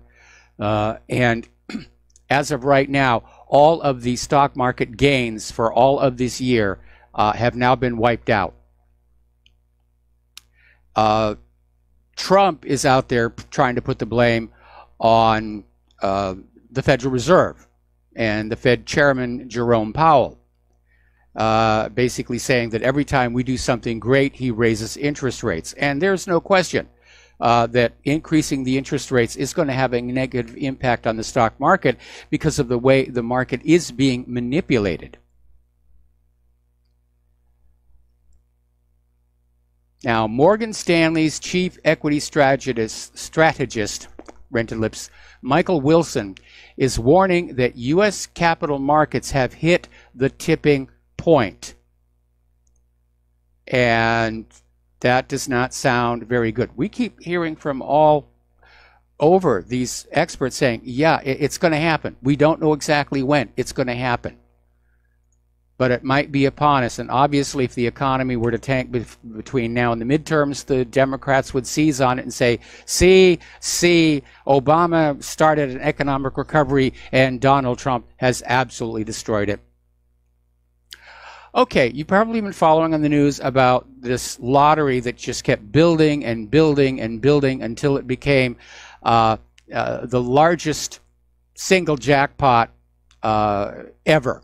$1.6 billion. And apparently one winning lottery ticket has been sold in the U.S.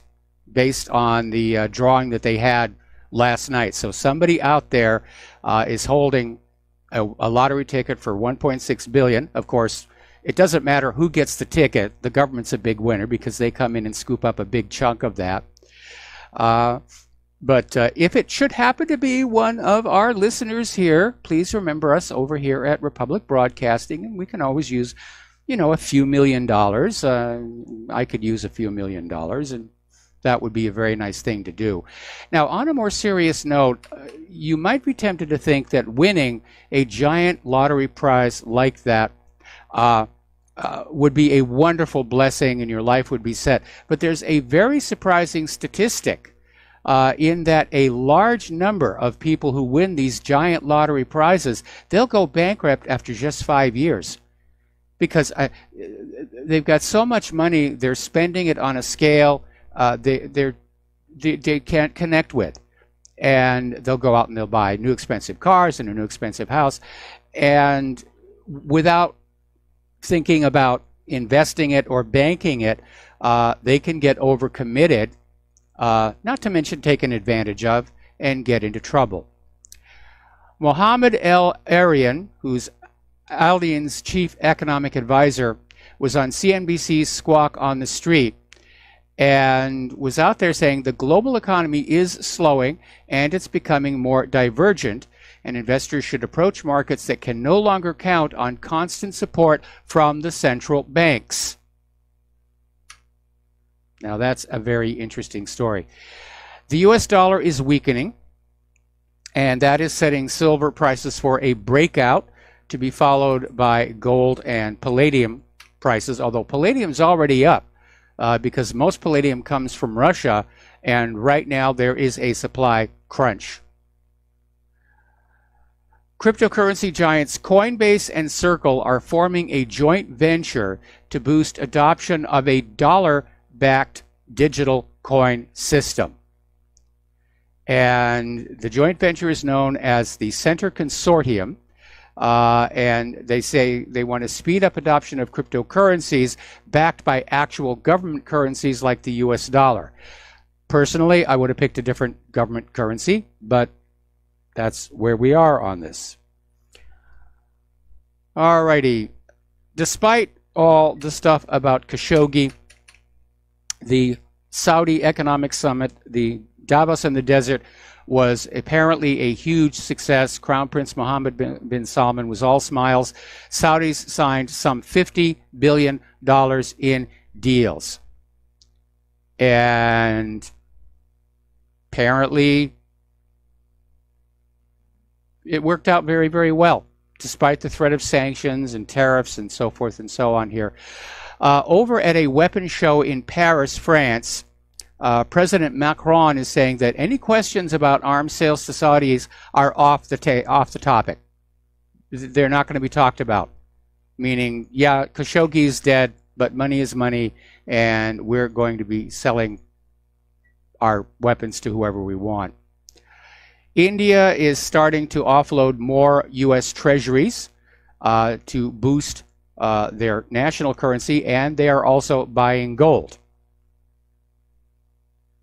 And right now here in the United States of America, gold is actually leaving our country. There's a net outflow of gold, and other countries are definitely buying it up. India, gold is very popular at the consumer level. So, alrighty, apparently North Korea bought at least $640 million in luxury goods from China in 2017 in defiance of UN sanctions. And apparently the UN sanctions were outlawing such trade over the nuclear and missile programs. And yeah, you sanction too many people, it stops being seen as anything really meaningful. It really does. Okay. All right. Apparently, the United Nations is saying that over 45,000 migrants reached Spain this year. And that is more this year than it did in the previous 3 years combined. So it's not just our southern border that's under assault. So is Europe. And apparently, these migrants entered Spain through the western Mediterranean route. And they account for almost half of the more than 94,000 migrants who have entered Europe by sea from North Africa. This is all being organized. This is all the globalist New World Order trying to blur us all together, taking all the different ethnic groups and putting us in a giant blender and hitting frappe and figuring we're all going to come out, hug each other, and sing Kumbaya. Of course, as we can tell in Europe, it has not been working.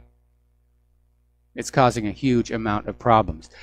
Apparently, Germany is now very upset because the EU is saying that Germany is going to have to make up the EU's budget shortfall after Great Britain leaves. And they picked on Germany because Germany's economy is one of the very few in the EU that is still working. All the other EU countries are in serious trouble. They're in serious debt. And it basically will mean that Germany's annual contribution to Brussels will be 40 billion pounds sterling, or the equivalent thereof. France has now issued a warning that if Great Britain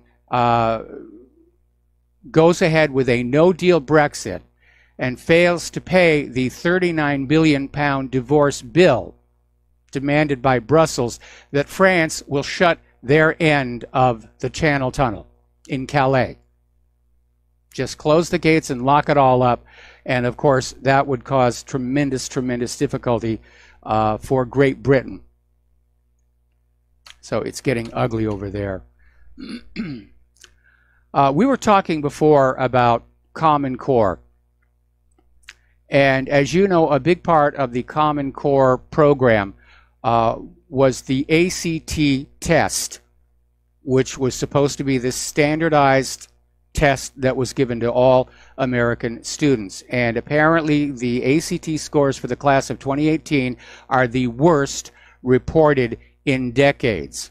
Math scores especially are in free fall among ACT-tested U.S. high school graduates, hitting their lowest mark in 14 years.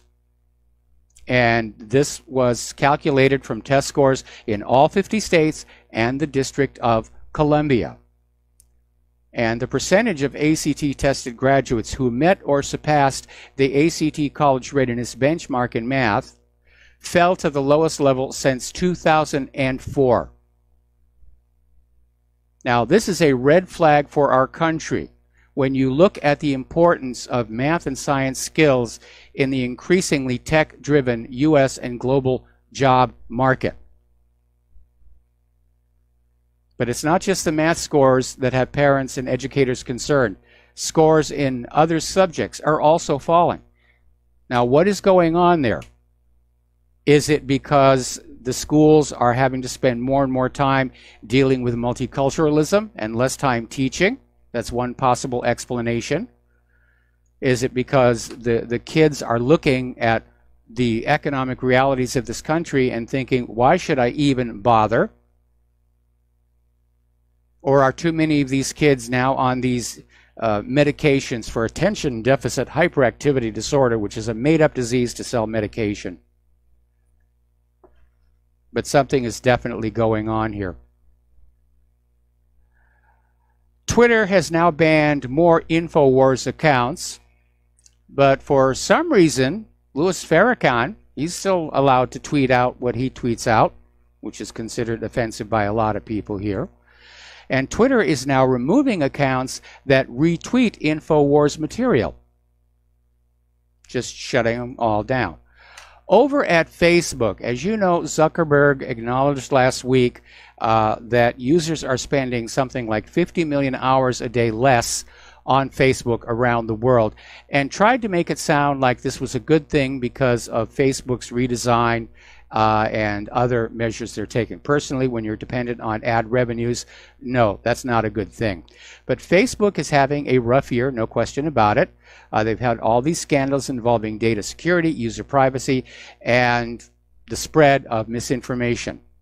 The company's stock lost nearly 1/4 of its value in July when it announced its second quarter earnings and warned of a revenue slowdown.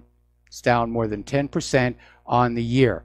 The other problem is that a lot of top executives are leaving the company. Jan Koum, who was the co-founder of WhatsApp, he announced he was leaving in April. Elliot Schrage, head of communications and public policy, announced in June he was leaving after working at Facebook for more than a decade.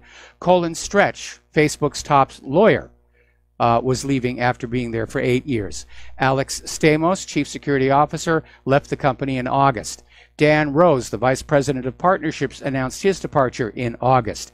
Rachel Whetstone, a top communications executive, left for Netflix in August after being at Facebook for a year. And Alex Hardiman, head of news products, also announced her exit in August. So it sounds like something is going on. And the insiders know there's a problem. Now, as we look for alternative social media sites, and we look for a replacement for YouTube, which is not only keeping view counts down, we've caught them doing it on Claire's videos. Now they've actually been caught re-editing comments to make them politically acceptable. And one of the alternatives to YouTube was called Real Video, real.video. And apparently they got sued by somebody who claims they're infringing on their trademark. And rather than spend $500,000 in legal bills over the next 5 years trying to defend their name, they have come up with a new name. And it's called Brighteon.com. And it's always a good idea to have a made-up word as your name, because then you're less likely to accidentally step on somebody else's trademark. But it's Brighteon.com, Brighteon.com. And so they're going to avoid the legal costs and focus on building up their platform. Over in China, Lu Wei, who was once the gatekeeper of the entire internet for all of China, pled guilty last Friday to abuse of power and accepting what amounted to US $4.6 million in bribes over the span of his 15-year career. And Lu Wei made a statement to the court, admitted guilt, expressed his regret. But again, that's going to be a problem with the gatekeepers. They're going to be under tremendous pressure to block certain things, like conservatives. They'll be under pressure to let certain things through, even if they violate the terms of service. Over at Yahoo, they have agreed to pay $50 million US in damages and provide 2 years of free credit monitoring services to 200 million people whose email addresses and other personal information were stolen as part of the biggest security breach in history. So they're going to settle on that one. All right, we're going to take a commercial break. Back with the last segment of today's program after these few words. And aloha, America. Welcome back to our show here, last segment of our program today. And I want to back on up to this very obvious, desperate, pathetic public relations stunt with these phony bombs. And by the way, it should be remembered that Mike Adams and Alex Jones did predict something like this was going to happen to try and shift the election back toward the Democrats. Apparently now Hollywood has gotten in on this idea of blaming the bombs on Donald Trump, saying that Make America Great Again has radicalized more domestic terrorists than ISIS. And so you had people like Rob Reiner coming in saying Donald Trump tells his cult followers protesters are paid for by Soros, Hillary Clinton should be locked up, John Brennan should lose his clearance, CNN is the enemy of the people, and blames Obama for everything. Their lives were all threatened. You do the math. Get out there and vote, which right there tells you that's what this is all about, trying to motivate the Democratic base. But again, this is all a gigantic hoax, and it is so obvious, I think probably even the most die-hard Democrat is going to look at this and say, this is insulting that they're trying to do this. Now, to basically do a rundown, based on the photo of the so-called bomb that was sent to CNN, and by the way, that was leaked out. The police did not release that. It's obvious the bomb is a fake. It's a prop, and a poorly done one.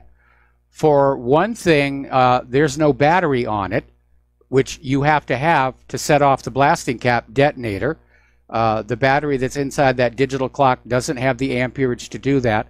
Whoever put that digital clock on there and threw a battery in it forgot to even take off that little clear plastic with the phony numbers that they put as part of the packaging display. If you look closely at that photo, you can see there's two overlapping sets of numbers. They run the wires to both ends of the pipe.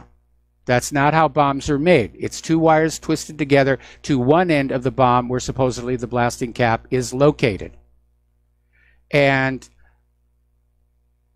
who's going to mail a bomb with a time delay on it? Because somebody can go to the mailbox, open up the package and say, oh my goodness, it's a bomb. It's going to explode in 6 hours. So they get to walk away, they get to call the authorities, which is exactly what was supposed to happen. None of these bombs actually detonated. They weren't supposed to. They're there for visual effects. They're set dressing on all of this nonsense. And who mails packages? Who mails bombs to people who don't open their own mail? this is fake from top to bottom. There are so many things wrong with this. If I had a prop master working on a film for me and I said, make a realistic looking bomb, I would fire them over this. It's that bad. It's high school quality work.